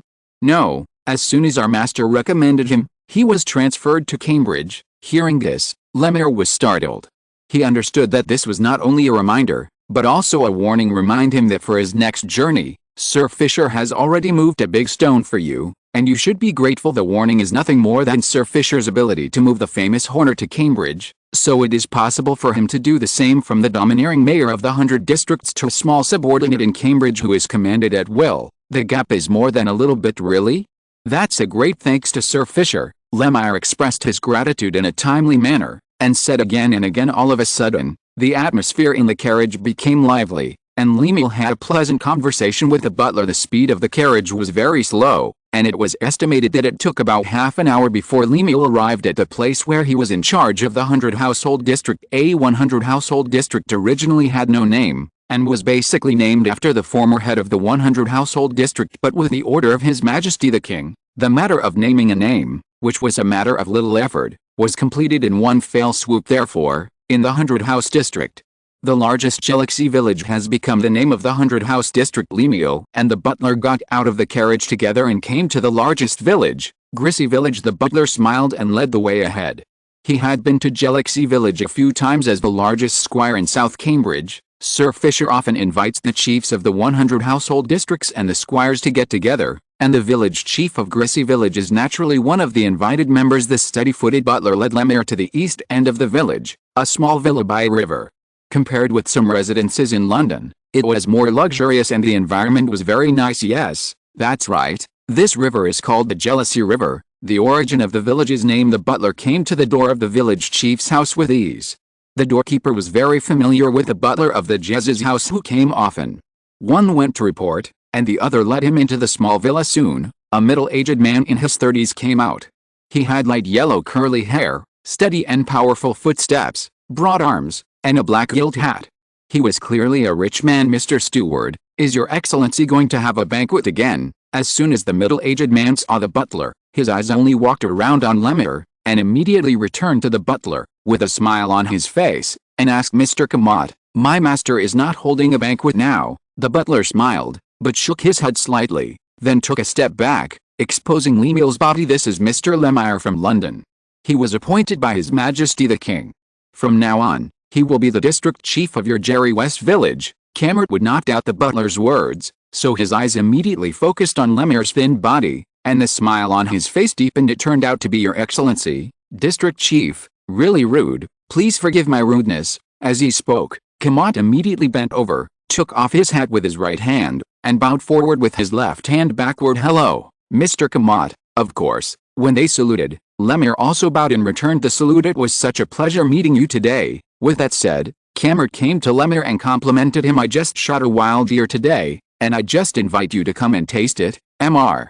Butler, you come too." Regarding Camert's invitation, the butler shook his head slightly and refused. "No, Mr. Camert, sir, there are still things I need to do. Let's forget it today." Immediately, Camert showed a disappointed look on his face. "Okay, next time I have a chance, I'll hunt another wild deer for you. Okay, I'll wait." Afterwards, the butler greeted Camert and Lemire before leaving on his own. Next, Lemuel enjoyed a rare feast of roasted deer. The next day, Lemuel was taken by Camert to several other villages to let everyone in the 100-house district of Grissy know that the new head of the 100-house district had already taken office. After a day of inspections, Lemire had a detailed understanding of Grissy village. There are a total of 4 villages in the entire Galaxy 100-house district, with a population of no less than 500 people. Fortunately, there is no manor in the entire 100-house district. Otherwise, it would be difficult for him to be the head of the 100-house district, and there were many difficulties. Among them, the former head of the 100 districts had a lot of hostility towards him.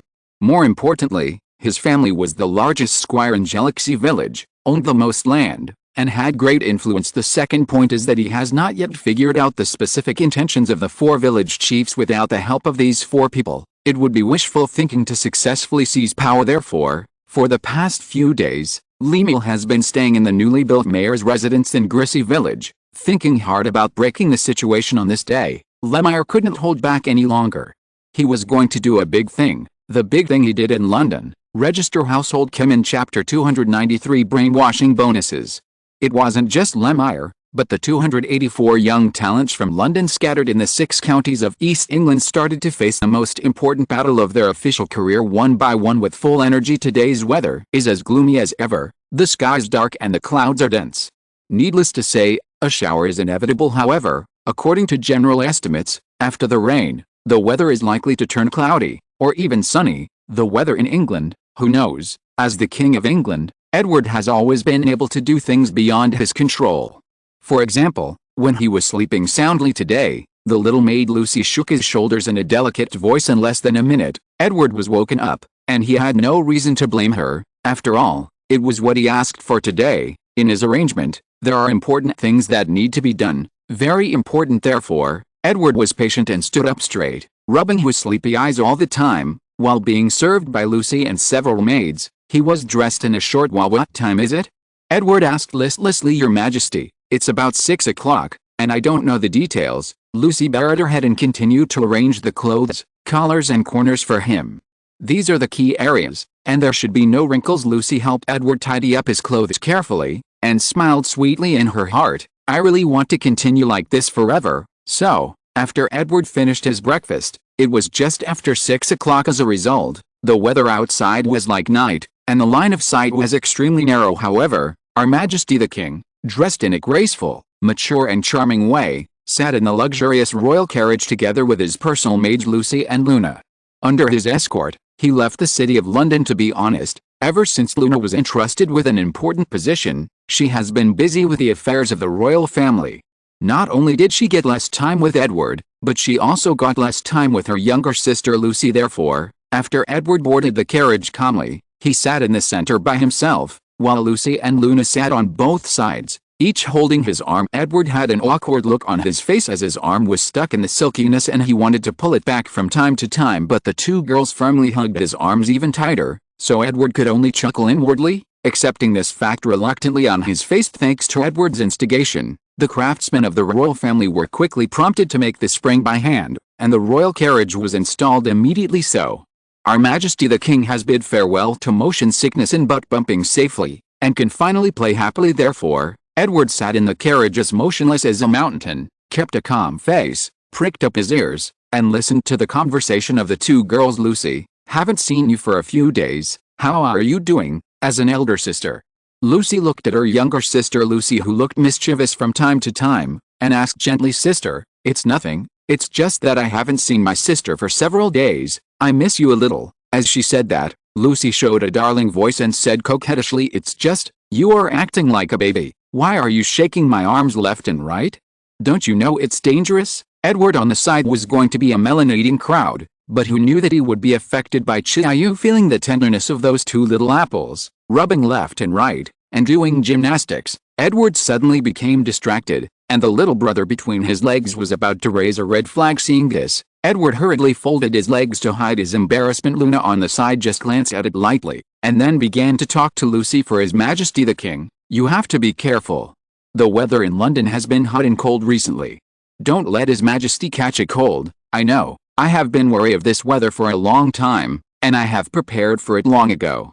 I have been paying attention to the body of His Majesty the King. Lucy's small face and serious expression made Edward smile bitterly. After a long time, in your hearts, I am still a child, sister. Why is your skin a bit rough? Pay attention outside in the future. Really? Then I have to pay attention. But Lucy, your skin is getting whiter and more beautiful. No way. My sister will tease others. In this way, along the way, the two girls chattered non-stop, and Edward listened to them all the way, and he did not shy away from the girls' private conversations, and confide them in front of him one by one. This made Edward a little embarrassed, but there was nothing he could do. He could only prick up his ears and listen clearly. In addition to these, Edward has figured out a piece of secret information. Luna's original chest apple is much bigger now, and it is at least the size of a grapefruit. She is 16 years old and has grown to this level. She will continue to look the same. Moving forward, the future is still promising, and Edward is very optimistic about her. As for the maid Lucy, she is only 15 years old, but she has grown to the level of an apple.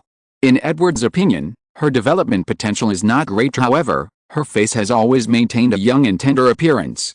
Compared with Luna, who is 1 year younger, she looks like a girl of 11 or 12. She is naughty and cute, which is not bad, Your Majesty. A whisper came out of the carriage. Only then did the two maids let go of Edward's arms, and he stepped out of the carriage before he got up slowly. With the support of the two maids, he also got out of the carriage. He looked up and saw a row of black fences in front of him forming a large circle, with no edge in sight. In front of the fence, there was an empty gate.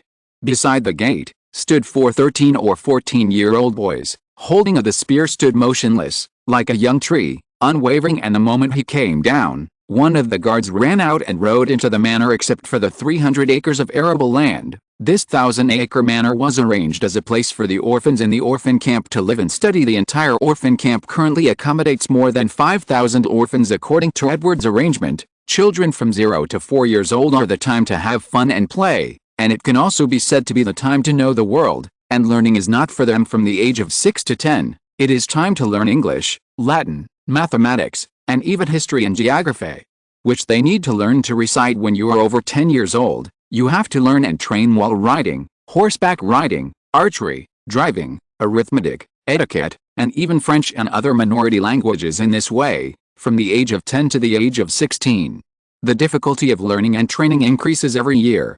By the age of 16, everyone can be independent. Those with high learning talents are arranged to study in Cambridge and Oxford, the only two universities in England. The rest, those with outstanding abilities, were arranged to enter the palace and become a member of the army of guards. Others, according to their talents, either entered the Bloodblade or the palace intelligence office, or went to the commercial industry of the royal family. In short, no one is superfluous, and everyone is valuable to Edward. The orphans in the surrounding areas of London have been completely swept away, and the scope of the search has now reached the entire England and Wales, as well as Scotland. Of course, businessmen belonging to the royal family in France or Spain will bring back some from time to time, and these are all backhands soon. Before Edward had finished observing, a group of people ran out of the manor. So, dozens of people appeared in front of Edward, kneeling on one knee in front of him, bowing their heads. Such a big gift really surprised Edward. Kneeling on one knee is only available on oaths and important days. Such salutes in normal times are indeed rare. However,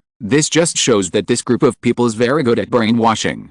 It is possible that they are brainwashing these orphans, and they may be completely brainwashed, or they are like this in the first place. For such a scene, Edward is still satisfied from the bottom of his heart for the ruler. It would be better if there were more foolish and loyal people in this world, so that his rule would be more stable. So, after seeing this group of pictures, Edward began to plan to give bonuses to this group of brainwashers, so that they could be motivated and brainwashed as soon as possible. Chapter 294 Two Archery Methods. Among the dozens of people who appeared in front of Edward, most of them were around 30 years old, including men and women. These people are just the leaders of the orphan camp. They are the soul, the brain, and the most important thing of the entire orphan camp. Although the number is not large, these dozens of people led the hundreds of support staff in the orphan camp, making various plans and arranging various tasks for these management levels. Edward also screened them repeatedly, being cautious, and there must be no mistakes in the matter of brainwashing, otherwise the success will fall short. Therefore, the original scene where Baron Smith and Knight Alexander led the guards to manage the orphan camp is gone forever. The current management is loyal and capable people selected by Edward from the people who have been serving the royal family, and even have been serving the Tudor royal family for several generations. For example, when one kneels in front of Edward, the man closest to him will form a V shape, and he is the most prominent point of the V shape. There are two thin beards hanging from the corners of his mouth. His face is dry and thin, without much flesh. He is wearing clothes made of high-grade linen, and he wears a black hat on his head. The whole person presented in front of Edward it looks so clean. Judging from his kneeling body shape, his height is still average, about 1.6 meters, and his temperament is particularly like a housekeeper. Of course, he was promoted by the butler, and his name was Brown. This year, he was only 29 years old, but he looked like a middle-aged man, or, in the eyes of people at the time, he was a middle-aged man. The reason why he was appointed by Edward as the manager of the orphan camp was mainly because of his achievements, which were too outstanding compared to others in the past few years. Edward implemented deep plowing, three-field system, and farmyard manure in several manors near Windsor Castle. It didn't take long for the entire grain production to increase by half after one season of harvest. So, with a swipe of his pen, Edward implemented this policy on a large scale in the Duchy of Lancaster and the Duchy of Cornwall, as well as other duchies and earls, and even knights among so many manors. Brown's manor, under his leadership, recorded a record increase in grain production and a growing area of cultivated land, especially the income of the manor. The 600 acres of cultivated land produced nearly 2,000. The income in pounds has grown by 300%, ranking first among all manors. Such achievements, as well as management ability, were immediately recommended by Luna to Edward's desk, and appeared directly in front of Edward. Therefore, after Edward made some investigations and confirmed that his grades were true, and that the father and son had been loyal to the royal family for generations, he was directly appointed by Edward to the orphan camp. Of course, the same is true for the rest of the people, who are basically good managers. As for these talents, Edward naturally wouldn't let them waste in the orphan camp. This is just a temporary place for them to stay. In a few years, they will be added to the officialdom, and the other manor stewards, knowing that stewardship is not their end, will definitely work harder and strive to enter the orphan camp. While Edward's royal family's income is constantly increasing, it really is a good idea, Edward thought proudly. In fact, the adoption of an examination system to recruit officials has improved the quality of officials to a certain extent and alleviated the plight of insufficient officials, but it is difficult to maintain the loyalty of officials. Therefore, this group of people can be said to be Edward's another shit-stirring stick inserted into the officialdom. Edward kept thinking in his mind. But only a moment passed. His Majesty the King was stunned for a moment, and then with a smile on his face, he bent down gently, grabbed Brown's shoulders with both hands, and slowly helped him up. Seeing this, the people behind also stood up tactfully, raised their heads, and looked at the young king quietly. Brown, what's the situation recently? Edward glanced at Brown's touched expression, and asked softly as he walked ahead, and Brown moved his beard and moved, as if he was dancing, and tears were about to flow from his eyes, and everyone could see the expression of being moved. After Edward glanced at it, he kept muttering in his heart, "Mother Zippy." Sure enough, after helping others to brainwash too much, he himself was also washed. It seems that this profession still has this passive effect. Real, Your Majesty, the camp has been as peaceful as ever recently, but a while ago, 300 or so girls have grown up, and their whereabouts have been arranged. Brown followed Edward step by step, half a body behind him, and when His Majesty asked a question, he replied softly and slowly, fearing that he might accidentally say the wrong thing. Luna and Lucy sensibly followed Brown, and the other managers followed them. He mischievously kicked the egg-sized stone in the center of the road with his right foot, and watched it roll away with his own strength, with a smile on his face, and then responded, "I already understand, today you will take me, let's go shopping. I don't remember being here before." For these adult orphans, Edward naturally knew that they had made arrangements. He found that the original 300 guards around him had added 20 more guards, and among them were 2 women, who were just average in appearance and did not reach Emma's level as a king. There should not be too many women around him. He is no longer a college student. When he sees a woman, he wants to pounce on her and contribute to the reproduction of mankind now, the standard that can make his heart beat, unless it reaches Emma's level. She is the baseline, of course. The face value is not enough, and the figure can be made up a little bit, so it is still possible. The topic is off topic. Yes, Your Majesty. Facing the king's request, Brown immediately raised his chest and replied loudly, his voice much higher afterwards. Brown moved his distance closer to His Majesty the King, raised his chest high, made a gesture of invitation with his right hand, and walked with His Majesty the King. Then, he turned his head and faced the group of orphans in the camp. The management group nodded. Such behavior, in the eyes of Luna and Lucy, is nothing but for those who are also managers. This is naked showing off. Walking with the king, as a tour guide, what an important and glorious mission it is.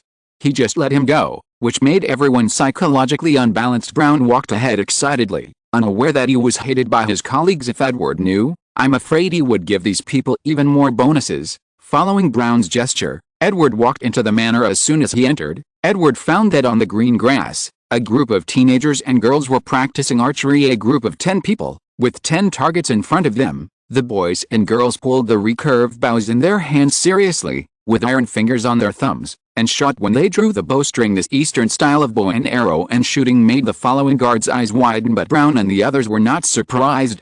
And they were not surprised by the reaction of the guards. You must know that at this time in England and Europe, a kind of archery called the Mediterranean style was used. The bowstring was drawn with the index finger, middle finger and ring finger, while the index finger and middle finger clamped the nock of the arrow, and the 3 fingers buckled the string. The inner side of the body has the advantage of being quick to use, but using the fingers is our traditional shooting method, Mongolian style. The arrow rests on the outside, which is much more difficult than the Mediterranean style. And the rate of fire is much higher than that of the Mediterranean style. The fingers do not control the arrow when the Mediterranean style is pulling the string, so the arrow tail must have a buckle groove, and the speed of the arrow is greatly slowed down. But the current archery sports basically use the Mediterranean Sea. The tradition is too difficult to do, and it doesn't take a few years to achieve results. After all, it relies on intuition, but the Mediterranean style shooting method has high requirements on materials and shooters. The bow body is made of very rare yew wood, which is very expensive. Moreover, he also had strict requirements on the height and strength of archers, so that ancient England, which advocated archery throughout the country, had a population of more than 3 million, but had less than 10,000 archers. Therefore, Edward directly chose the Mongolian shooting method, using ox horn, bamboo wood and ox tendon to make a tapered recurved bow. Due to the great deformation of the bow, the bowstring is often drawn into an acute angle. If the bow is pulled with 3 fingers, it will be strangled by the bowstring. Putting a trigger on the thumb can solve this problem, and the friction between the fingers and strings is very small when shooting, which is conducive to improving accuracy. Because the Mongolian style does not use the 2-point-1 line aiming method, it only looks at the target and not at its own arrow when shooting arrows, which is conducive to shooting moving targets. The biggest difference between the Mongolian style and the Mediterranean style is that the Mediterranean archery needs to insert arrows into the slots, just like crossbow bolts, while the Mongolian style is directly placed outside, which is simple and fast. In history, Europeans were beaten into dogs by the Huns, because Europeans need to look at the arrow when archery, while the Huns shoot directly with their bows, which is slower and less flexible than the Huns. Those knights in full armor became horsemen. The living target, shot by the Huns like a dog. Therefore, Mongolian archery is so cost-effective. Why does Edward not choose it? Simply put, the Mongolian style is suitable for ordinary people. As long as you practice hard, you may become an archer, or even a master archer. The Mediterranean style is attractive. Without that body and strength, it cannot be used as for the Mediterranean style, which is the nature of the English longbow. Edward will still carefully select those who meet the conditions to practice, and ordinary people should practice the Mongolian style. Someone asked, since the matchlock guns have come out, why practice bows and arrows? And we need to be clear that the effective range of ordinary bows and arrows is generally about 120 meters, and the English longbow can reach 200 meters. However, the effective range of matchlock guns at that time was generally only about 70 meters, and the gap was too obvious. Chapter 295 God and the King. These teenagers practiced meticulously, without pausing at all because someone was watching, as if they didn't exist, and continued to carry out their actions and looking at their level. The arrows they shot were basically on the target. Seeing this, Edward couldn't help but nodded. It's not bad for a group of junior high school students to be able to practice to this level. In a few years, an archer will come out. Seeing His Majesty the King showing a satisfied look, Brown, who was on the side, immediately breathed a sigh of relief. This is a good start. Brown cheered silently in his heart, thinking in his heart. Brown still had a respectful expression on his face, turned his right hand to the right, pointed and said, "Your Majesty, this is the place where the children take shooting lessons. The front is the place for training horseback riding, and the front left is the place for driving cars." Exclamation mark. Edward looked along his fingers, and sure enough there was a burst of dust in front of him, and if he felt it carefully, he could find a slight vibration. Squinting his eyes slightly, Edward thought about it, but decided to give up riding horses and driving cars at the level of the group of children. "I'm afraid it's horrible at this time, and there's not much to watch, so let's forget it. Take me to see something else. This damn weather, it's windy again. Let's go inside." Feeling his clothes being tugged by the wind, Edward realized that the weather in England had begun to change again. "Yes, Your Majesty. Please follow me." Brown immediately bowed apologetically, and then said in a low tone. Edward was non-committal, followed in his footsteps and continued on, but Lucy and Luna behind them heard Edward's words, and suddenly frowned their pretty eyebrows. Just as Luna was about to act, Lucy started.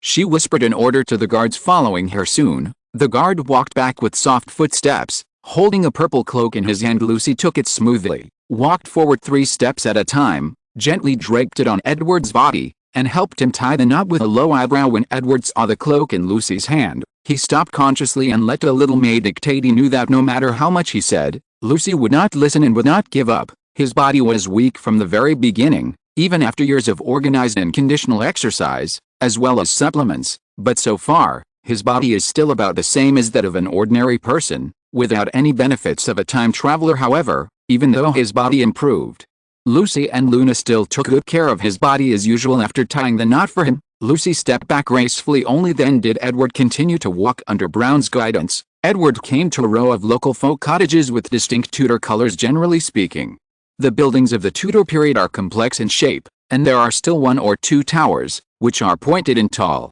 These belong to the Gothic style, but their composition is prominent in the middle and symmetrical on both sides.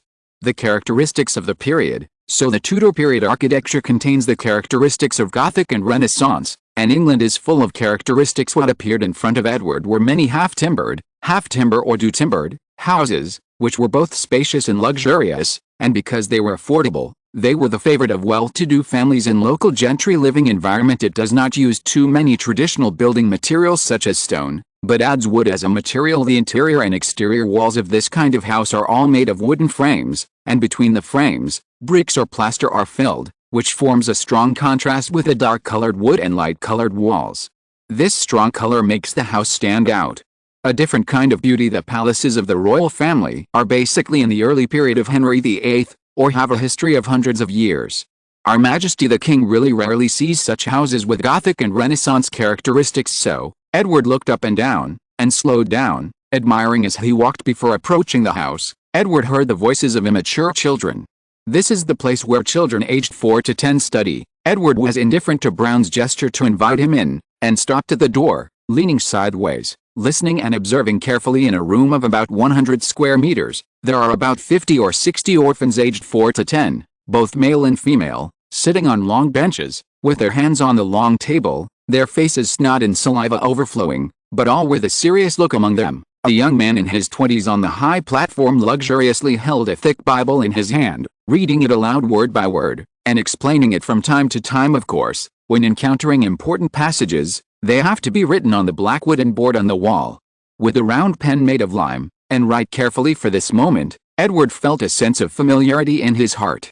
This was too similar to the scene he studied in his previous life. Hawaii is like a river in Kaifeng, with an endless stream. If there is one, there will be 2. His childhood, school days, thrilling truancy, copying homework, cheating, and even a crush. His previous life, spent most of his time in school then. The few moments spent with parents, aging grandparents, and friends who grew up together slowly, his eyes began to moisten, and Edward also noticed his gaffe, so he collected his mood and continued to observe the others didn't behave towards him, and there was no strange look on their faces. At most they were a little puzzled in their hearts. Every good gift and every perfect gift is from above, and comes down from the Father of lights, with whom is no variation nor shadow of turning. James 5:17. The young man's crisp voice sounded in the room, and it sounded like a different kind of peace of mind after reading this passage. The young man continued without stopping, "The omnipotent Christ knows your plight.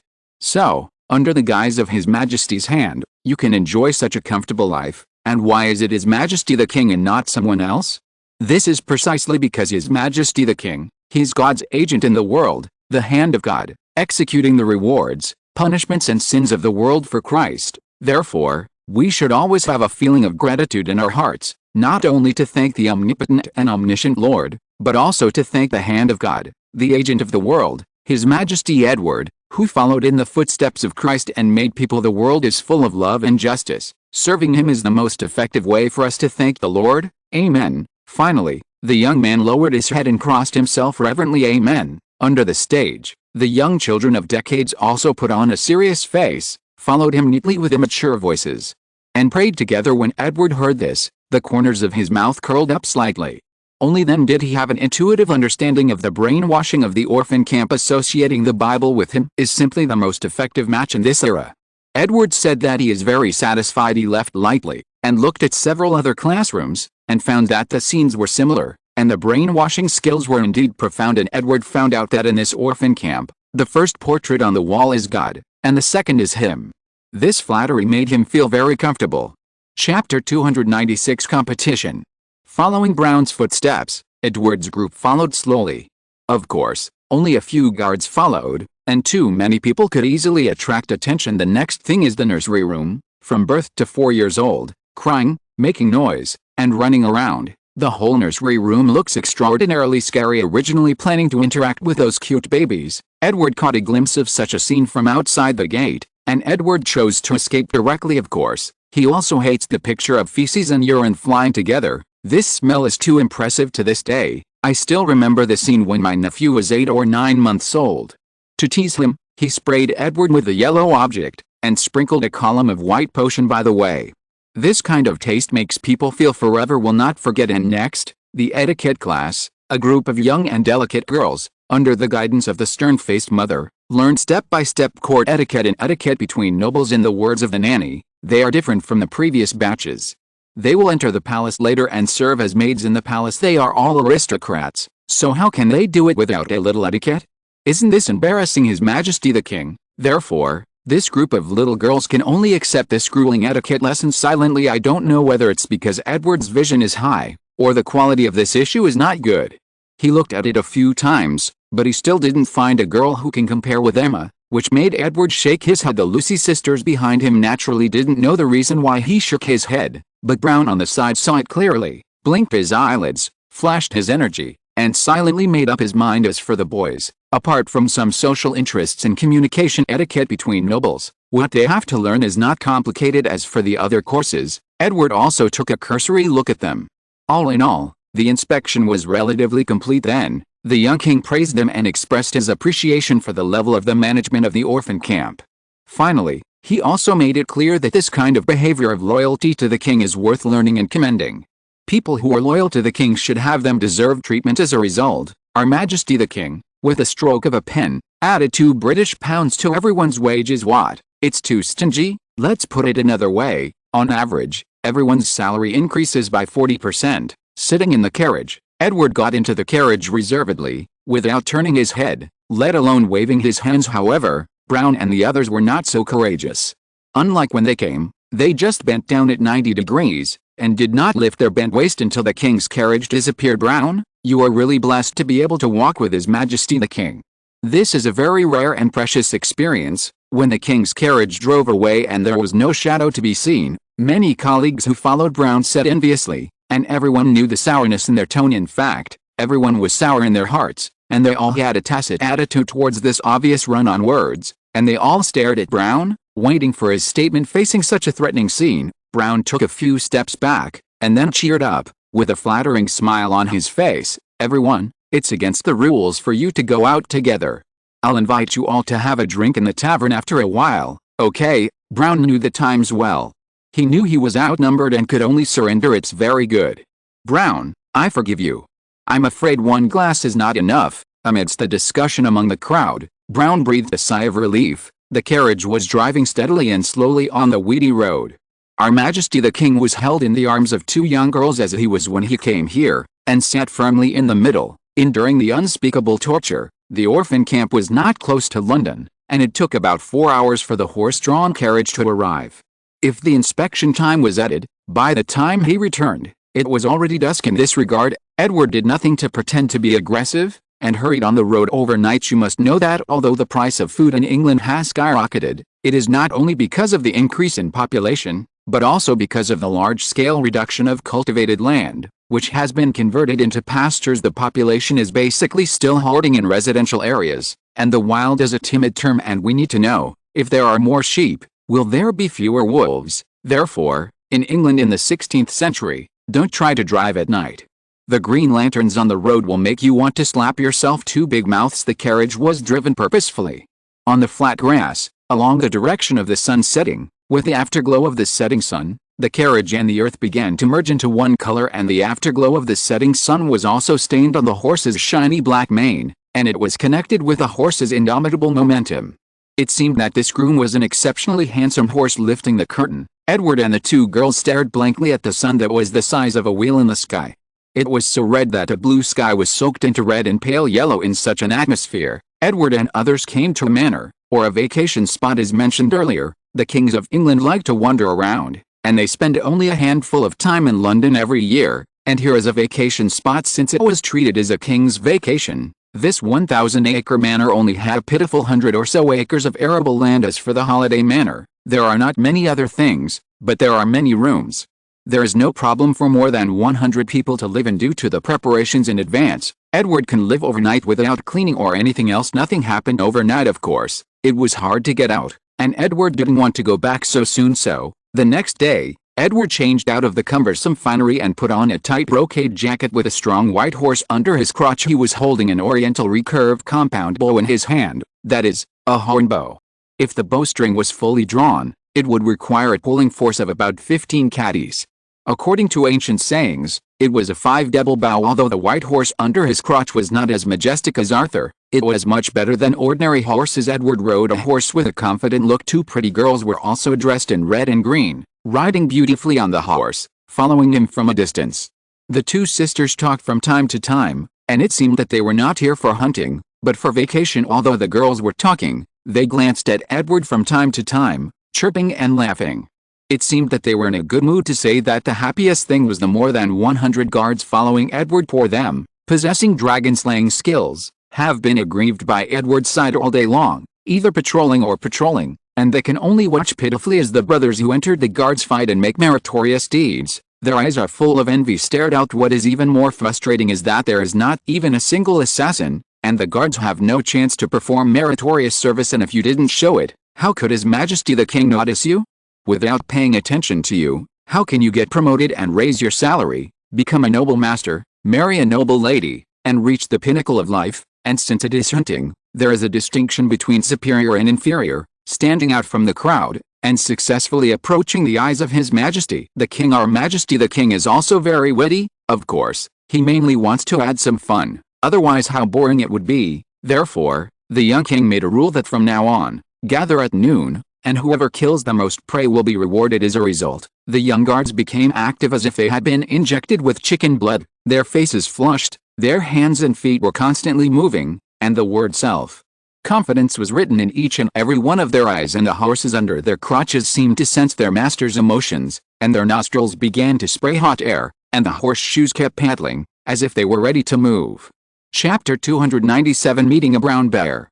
Except for a few necessary guards who followed Edward, the other guards rushed towards the dense forest hungrily like birds in the air. The birds living in the forest were frightened, and opened their sharp beaks one by one, revealing their thin red tongues, chirping non-stop, which was extremely ear-piercing. And Edward looked around, in the bushes, bumps, and under the leaves, All kinds of small animals must have panicked seeing this. Edward couldn't help but feel happy. This is the opportunity I want. With his bow of 5 buckets and his weak arm strength, how could he hide a big animal?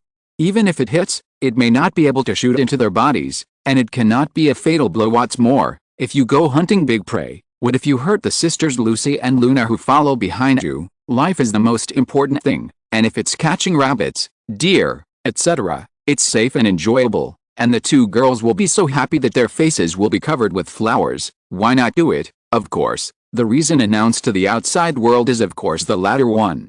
For the sake of the 2 girls, His Majesty the King gave up with great difficulty. Therefore, Edward is very self-aware and chooses his target on small animals. So, with joy shining in his face and eyes, accompanied by several guards, he followed behind the large army, ready to catch the leak. The 2 girls behind them had a little interest, and some red light appeared on their leisurely faces.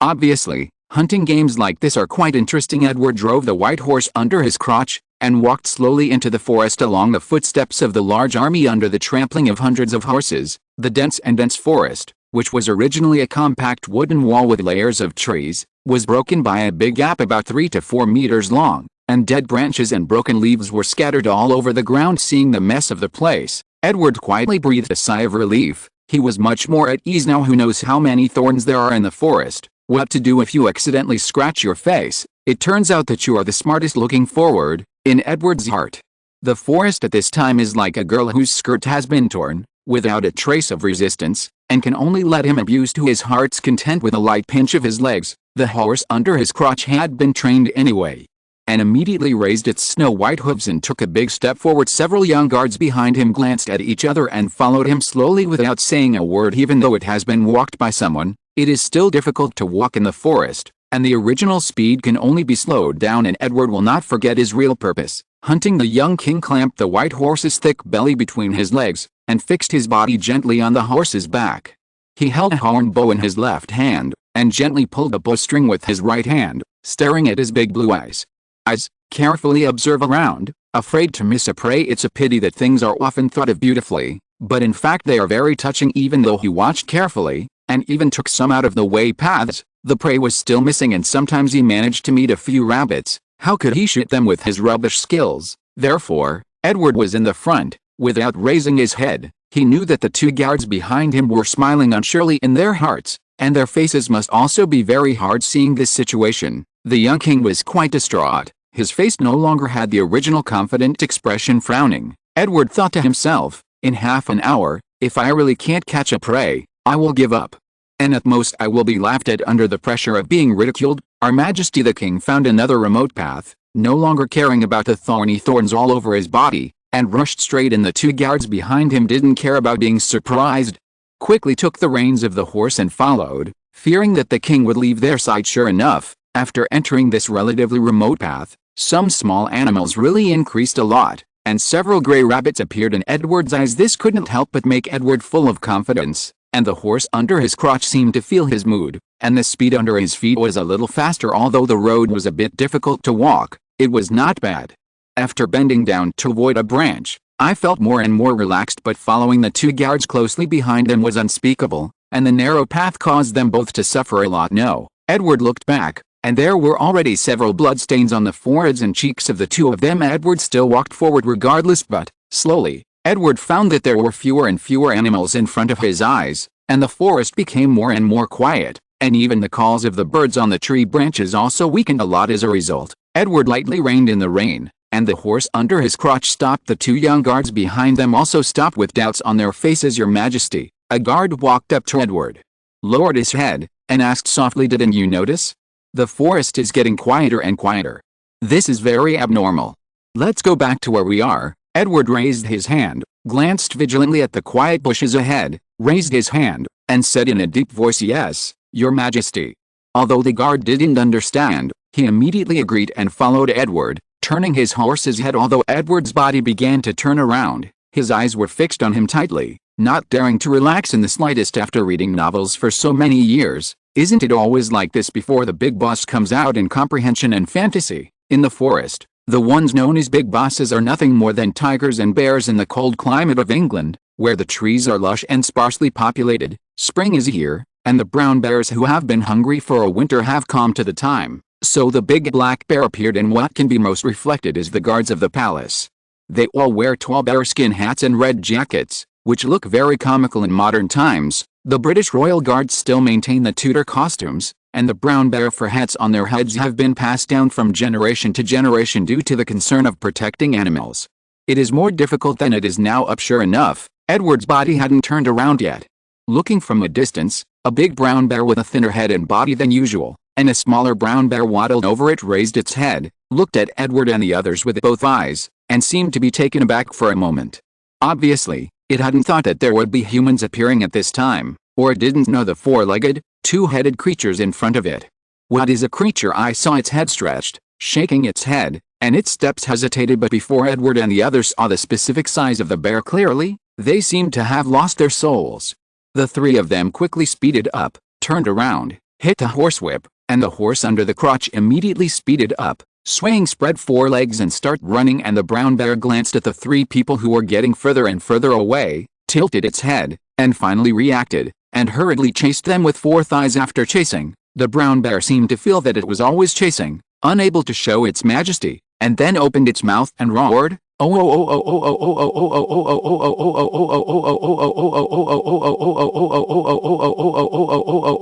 hearing such a cry from behind. Although they felt a little weak, the three of them still seemed to lose their souls, and ran forward without looking back, seeing that these three puzzling creatures were frightened by him. They ran faster, and the brown bear became more interested in chasing them and in the forest. How can a horse run past a brown bear? Seeing the brown bear getting closer and closer, Edward wanted to slap himself a few times at this moment, in a panic. He found that there were still a few hunters standing in front of him, and he didn't know what they were doing. Before Edward could speak, the guard beside him couldn't help saying, "Hey, run, there's a brown bear behind you." If you're listening to this novel on a channel other than Fanfic World, it means they downloaded and uploaded it without effort. We cordially invite you to visit our channel, Mundo Fanfic Novelis. There you'll find the original version of this story, and you can explore many other novels of various genres. We're waiting for you to immerse yourself in a world of incredible novels. Chapter 298: The Bastard. Hey! Run, there are brown bears behind. Edward's guard on the right rear held the rein, opened his mouth in horror, and shouted loudly, "What? Brown bear?" The surprised voice sounded as expected among the three. The young man in the middle was wearing leather armor, frowned, picked up the English longbow in his hand, and stared directly at the rear of the three of Edward, somewhat suspicious. Hearing this, the two sturdy attendants beside him stared nervously behind Edward and the others, pulled up the bow and arrow in their hands, and made a gesture of aiming.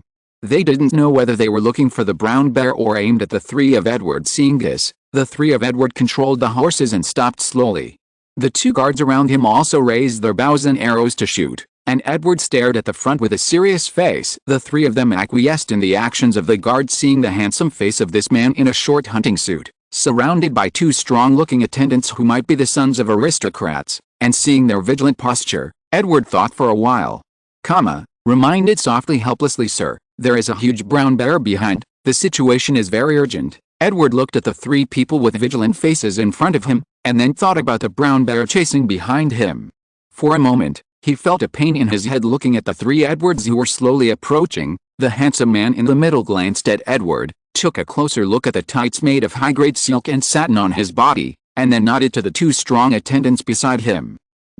After receiving the master's instructions, the two of them changed the direction of the bow and arrow. Seeing this, Edward nodded slightly to the vigilant guards, and the two young men reluctantly put down their bows and arrows. The young king opened his mouth, and said, "I think we shall, at once, wow." Before the word evacuation could be said, Edward heard a roar from behind. When he looked back, he saw a dirty and thin brown bear happily striding forward, trembling and running past, but seeing how it was panting, it was quite difficult to chase. Edward hurriedly patted the white horse's ass, clamped his legs, and urged. The face of the handsome man in front of him turned white in an instant when meeting brown bears in the forest.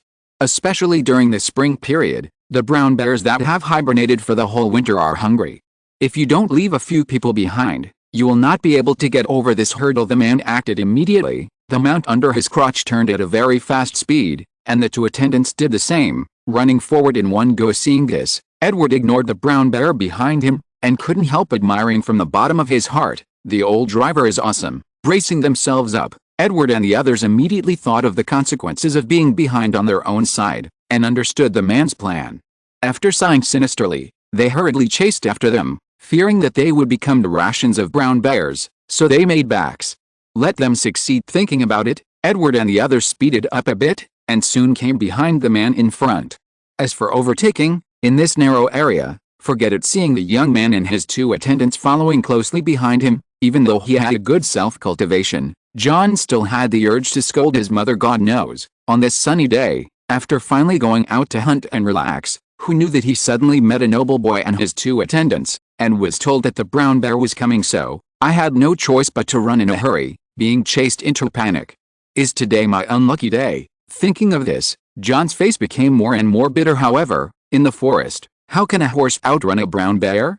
And it's a hungry brown bear, which is even more impossible. The brown bear quickly chased them, only 10 feet, about 3 meters, away from them, and in front of them, there was a dense tree, and the space was extremely narrow. All of a sudden, the illusion existing in Edward's heart was broken, and they were driven to a desperate situation at this time. The 6 people were driving the horses, turned their heads, opened the bows and arrows in their hands, and aimed at the brown bear. To everyone's surprise, this brown bear was only 4 feet, 1.2 meters, in size, with a pointed head, and a piece of fur was torn off the whole body, exposing the flesh underneath.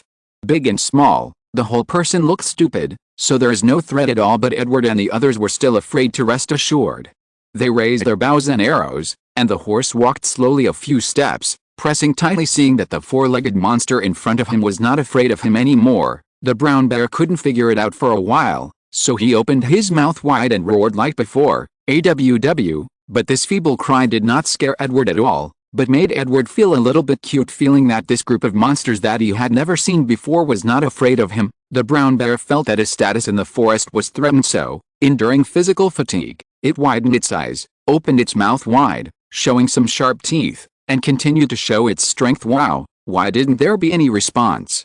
It must be because I didn't use my strength. AWW, AWW, why are they not afraid of me at all?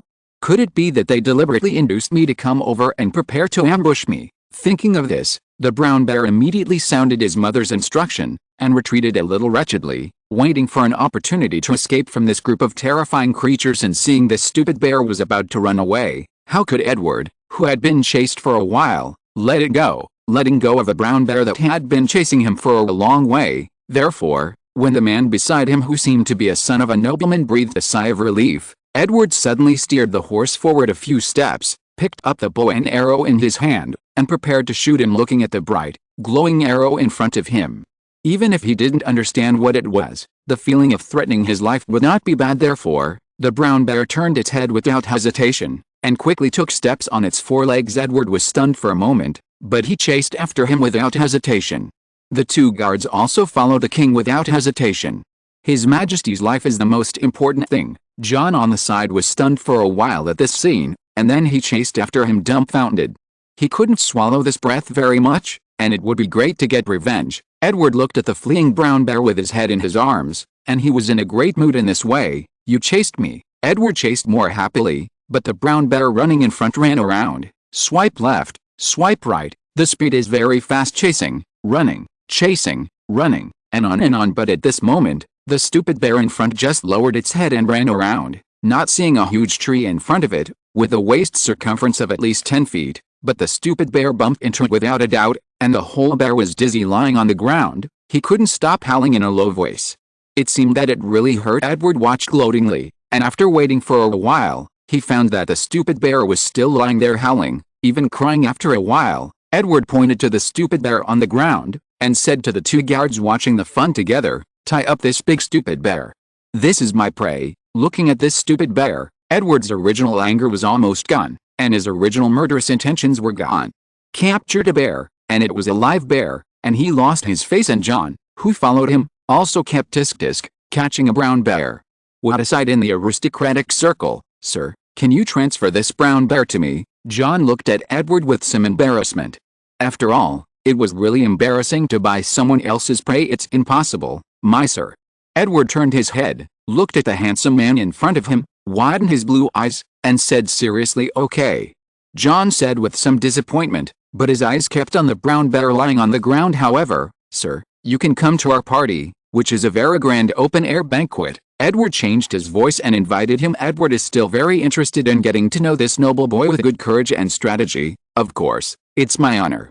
John shrugged with a very interested expression. Hello, John Perrott, nice to meet you, my friend. John stretched out his hand and said enthusiastically, John Perrott, isn't this the illegitimate son of his cheap father?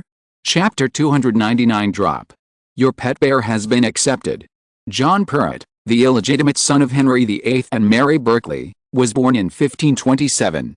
Afterwards, our flamboyant king went to find another new love, and Mary Berkeley had to take the oil-bottled John to marry to Thomas Perrott of Pembroke. Of course, it is not clear whether he is Edward with a green hat or something, but his name is still recorded in the royal family according to Edward's own deduction. Henry VIII, a very possessive and cheap father, would definitely not let his woman go. This Thomas Perrott was probably Henry VIII's specially arranged receiver. After all, a woman who has children out of wedlock is despised in this era, and it is quite important to have a husband in name. As for why Edward knew him, it was not until 1547, that is, 1 month before Henry VIII's death, that the young man named John Perrott was suddenly canonized as a knight. In this way, Edward's interest was naturally aroused, and after investigation, the result was naturally clear. As for worrying that he would use his status to fight for the throne, it never appeared in Edward's mind. The theory of only blood in Europe is not false. As long as the heirs are not born to the noble wife, they have no inheritance rights. Therefore, in Europe, you will see that a count in his 50s or 60s has no heirs by his wife, but there are many illegitimate children around him.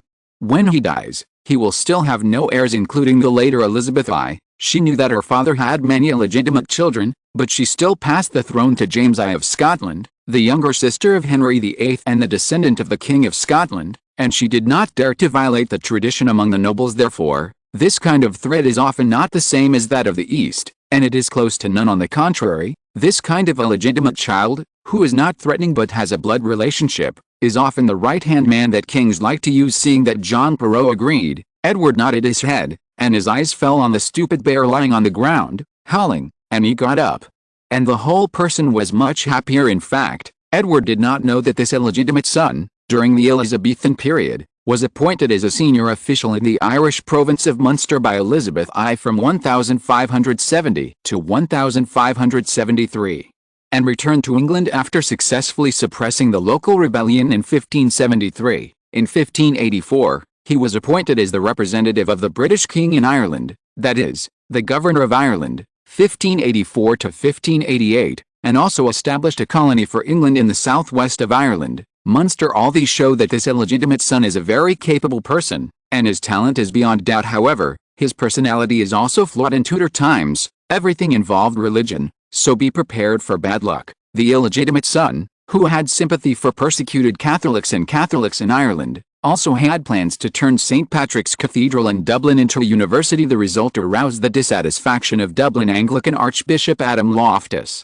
who falsely accused him of negotiating with Spain for treason in 1588, so he was recalled to the country and died in prison after being sentenced. Of course, Edward would not know what happened to the illegitimate son. But it was okay to take care of Henry VIII's illegitimate son because of Henry VIII's kindness to him. Of course, if this is the case with his own strength, if his head is mud that cannot support the wall, then let him continue to maintain it and continue to live a happy and mediocre life. Edward turned around quickly in his heart, but his eyes focused on the two guards. Although the brown bear hugged its head and wailed, lying on the ground without getting up, the two guards still couldn't help complaining about His Majesty's order. This is a bear. Although it is relatively small, it is indeed a bear, but it can eat people. However, His Majesty's orders must still be followed. So, the two guards held the hemp rope used to bind the prey on the horse's back, trembling, carefully watched the black figure in front of them, approaching step by step. The stupid bear lying on the ground seemed to feel the danger, struggling to get up, but the body was still lying on the ground obediently, and did not get up according to its wishes. As the two guards approached, the howling of the brown bear became more and more tragic, and it seemed that they had discovered the brown bear's strong exterior, but the two guards boldly pulled up the rope carefully. Two thick hemp ropes were wrapped round and round to tie up the weak and stupid bear tightly. Reality only then did Edward approach boldly, holding a dead branch, and touch the big stupid bear. Clumsy bear noticed that someone poked it, and quickly raised his head. Seeing that the creature had turned into legs again, he felt a little scared, but he still held his head upright and roared at Edward, "It's a pity, and I don't know if it's because I haven't eaten enough or if I have no energy, so the roaring sound becomes cute, as if I'm showing off my sharp teeth. It's a pity that the teeth in the mouth are uneven, yellow, half-stained, and even incomplete. The old look is just a bitter bear." Seeing this, Edward smiled unscrupulously, walked up to the stupid bear unscrupulously, and poked the stupid bear's head vigorously with a branch. Seeing the stupid bear opening its mouth with a headache, Edward laughed out loud. "From now on, I will also have a pet bear, sir. Seeing that this brown bear is so small and full of scars, I think it must have been driven out by the male bear from the female bear." On the side, John Perrault also focused his eyes on the brown bear, seeing it was covered in scars, turned his head, looked at Edward with dark blue eyes, and said softly in this regard. Edward nodded in approval. This is indeed the case, which can explain the situation. Cubs generally spend about 4 years with their mothers before they can basically learn hunting skills. Judging from the appearance of this stupid bear, I am afraid that it is not yet 4 years old, and judging from its injured appearance, it is likely that the male bear drove it away from the female bear for mating, thus causing the injury. Indeed, it's very possible. Edward nodded in approval of his guess. "You can call me Edward, you can also call me John." John smiled, with a hint of sincerity in his eyes. Seeing this, Edward also smiled. On the other side, 2 guards pulled the brown bear lying on the ground, trying to help it up, but the stupid bear lay stubbornly on the ground, refusing to move. The 2 young guards pulled and pulled, but they couldn't pull the stupid bear up. In the end, they could only prepare a wooden raft, tie it to it, and drag it behind the horse. Edward's mind flashed, and he took out an oiled paper bag from his pocket, and when he opened it, there were small pieces of smoked beef inside, which is also good as a snack. He squeezed a small piece of beef jerky with 2 fingers, put it in front of the stupid bear's nose, and kept shaking it. But clumsy bear sniffed hard with his black and paint-discolored nose. His disdainful eyes suddenly straightened, and his body also rose up with the jerky, slowly rising up. Finally, the whole body abruptly disappeared. Standing up, staring blankly at the beef jerky in Edward's hand, he opened his mouth wide, drooling, and the 2 guards immediately tightened the hemp rope in their hands, fearing that His Majesty the King would be accidentally hurt. And all the people next to him looked at Edward stupidly, and the stupid bear in front of him looked back and forth between the 2, and they couldn't stop their surprise. Edward looked at the greedy stupid bear in front of him, smiled, and threw the jerky in his hand into its mouth. But the stupid bear immediately closed his mouth tightly, swallowed it, and continued to open his mouth. His mouth was drooling, his hind legs kicked forward, and his body moved forward. Begging for food from his master like a silly dog. With a smile in Edward's eyes, he carefully touched the stupid bear's head. The stupid bear didn't care, and his round eyes were still wide open, looking at the beef jerky in Edward's hand. Seeing this, after touching the head, Edward gave another piece of jerky, and then touched the head again, then dried the meat, and continued back and forth. After about 10 minutes, Edward no longer chose to touch his head, but pointed his finger down, and said in his mouth, "Sit down." Stupid bear looked at Edward in puzzlement. His eyes were full of doubts, and his eyes focused on the jerky in Edward's hand again. Ed continued to point down and ordered, "Sit down, sit down." Stupid bear looked at the jerky in Edward's hand, then at Edward's hand, and squatted down carefully. But his mouth was still drooling. Good. Edward patted its head, and fed it a piece of jerky as a reward. Big clumsy bear didn't think too much about it, and swallowed it very happily, and then steamed from his nostrils again, drooling and looking at Edward, staring at his jerky. "Go, go, sit down, stand up, stand up." In this way, Edward took a pack of jerky and trained back and forth for nearly half an hour, until the jerky was gone, and Edward stopped seeing the silly bear with its tongue sticking out in front of him. Edward couldn't stop his complacency in his heart. Drip. Your pet bear has been accepted. Chapter 300, Bane the Pig Slayer. On the way back, Edward rode a horse, and had a pleasant exchange with his half-father John Perrault, the young and handsome illegitimate son. While walking on the way back as for the big stupid bear, with a rope tied to its abdomen, it walked on 4 legs and followed step by step. While looking at Edward with a salivating expression, his saliva drooled all the way, irrigating the trees with a lot of water. It is expected that within a few months, the trees will grow more vigorously. Edward was riding alongside John Perrault on horseback. On the left was his bodyguard, and on the right was John's bodyguard. The eyes between the 2 were wide-eyed and vigilant, but Edward and his illegitimate son John didn't care. They were still chatting happily. "Edward, why do you think of hunting at this time? Hunting is forbidden in spring, John glanced curiously at the distinctive horn bow in Edward's hand, and compared it with the long bow in his own hand. His face was full of curiosity, but he still held back and asked softly about hunting. Well, I'm just bored, and I'm not going to hit those pregnant animals. I just have itchy hands and try my hand at it. Of course Edward knew the default rule of not being able to hunt in spring, but as the owner of this forest, it was not a matter of when to hunt. Edward did not pay attention to why John could go hunting in his territory. There is still a tacit understanding among the nobles. It is very common for nobles to hunt as long as they are not excessive, but if it is a civilian, it is completely different. After answering the question, Edward also started to ask questions. Mr. Purrett, it seems that you often hunt here. You must be familiar with this place, so can you show me the way later? I am dizzy about this place. Edward is actually curious about this illegitimate son. You know, before, he lived with his stepfather in Pembrokeshire, Wales. How did he suddenly end up in Kent, which is adjacent to London and east of London, coastal counties? I just moved here recently, and I'm new to this forest, so I'm afraid there's nothing I can do. With that said, John made a helpless expression. Then, you must be proficient in bows and arrows. This is much better than me. After getting the answer he wanted, Edward flattered him a little. John blinked his eyelids when he heard such a question, and the corners of his mouth slightly raised, showing that his heart was happy at this time, and in him, he didn't have the perverse and arrogant temper of the noble children at all, but he appeared very humble. He waved his hand and said indifferently, as for bow and arrow, I'm just a little bit proficient, and it's far from being fully proficient.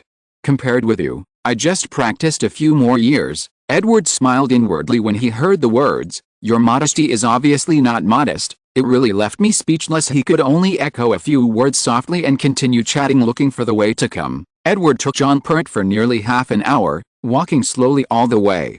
When he looked up, the sun had already climbed very high, and it was almost noon. Seeing this, Edward had no choice but to urge the horse under his crotch to speed up with the whole team. After walking for less than 10 minutes, they soon came to the original starting point, and in this open space, guards came out of the forest one after another, each carrying the corpses of animals, large and small, and placed them on the open space, showing off to other passing guards. Look, this is a big wild boar. It must weigh 500 pounds. This is a big guy. I have lost a lot of strength. Let me tell you guys, I must be the champion, that's for sure. Before Edward walked out of the forest, such a voice came to his ears. When he walked out, he saw a man with a beard covered in mud and leaves. His clothes were torn into several pieces, and he looked like a beggar. The original age of 20 years old suddenly became 40 years old. There was a wild boar lying in front of it. Its eyes were wide open, and 3 sharp arrows were stuck in its neck, and blood was continuously flowing from the wound. It looked like it was already dead and couldn't die anymore. The wild boar's long tusks, sharp and dense hair, and its huge size all showed everyone how powerful it was during its lifetime. And this guard, who can catch a target that brown bears dare not provoke, does have great courage and wisdom, and is a man who can be made. When the others heard what he said, they stopped in front of him one after another, admiring the wild boar on the ground, but they could only acquiesce in his bragging for a moment. His chin almost went up to the sky. Indeed, you are indeed the champion. Quietly walking out of the forest, no one has noticed the arrival of His Majesty the King, but as soon as his voice came out, it immediately attracted everyone's attention. Regardless of whether they were watching the fun or playing with their prey, they all bowed their heads and said respectfully, Your Majesty. And Edward snorted softly, but turned his gaze to John Purrett. This handsome illegitimate son's complexion was extremely colorful. First it turned from white and tender to ruddy, then pale, and then turned red. On the other hand, the faces of his 2 attendants were extremely pale. Obviously, they remembered that they once aimed their bows and arrows at the king. After a while, resolute expressions appeared on their faces again, and this handsome illegitimate son reacted extremely quickly. After a quick change of look, he bent down, touched his chest with his left hand, and said respectfully, Please forgive my rudeness, Your Majesty the King. I didn't say. How would you know? It's not too late to know now, Edward said softly with a smile on his face. Your mind is really admirable. John raised his head slightly, still complimenting Edward. Also smiled, and did not continue to answer the conversation. He met a man on the side of the road, and he became a king in a blink of an eye. It was indeed a test of one's heart. Your Majesty, you are back. On the other side, 2 pretty maids hurried over, saluted lightly, and walked up to him quickly, looking left and right, as if they wanted to find out what's coming. After the 2 maids were satisfied, Edward broke away from them and came to the warrior who defeated the wild boar. "I don't know your name yet, Mr. Warrior." The spring breeze was blowing on Edward's face, tickling the guard's heart. "Your Majesty, my name is Ben, from Ben in Hampshire." The young man glanced at his clothes embarrassedly, bent down, and replied respectfully, "Did you really kill this wild boar?" Edward asked, pointing at the wild boar that was still bleeding. "Of course, my lord. I spent a whole morning hunting and killing this alone, in order to kill this big guy.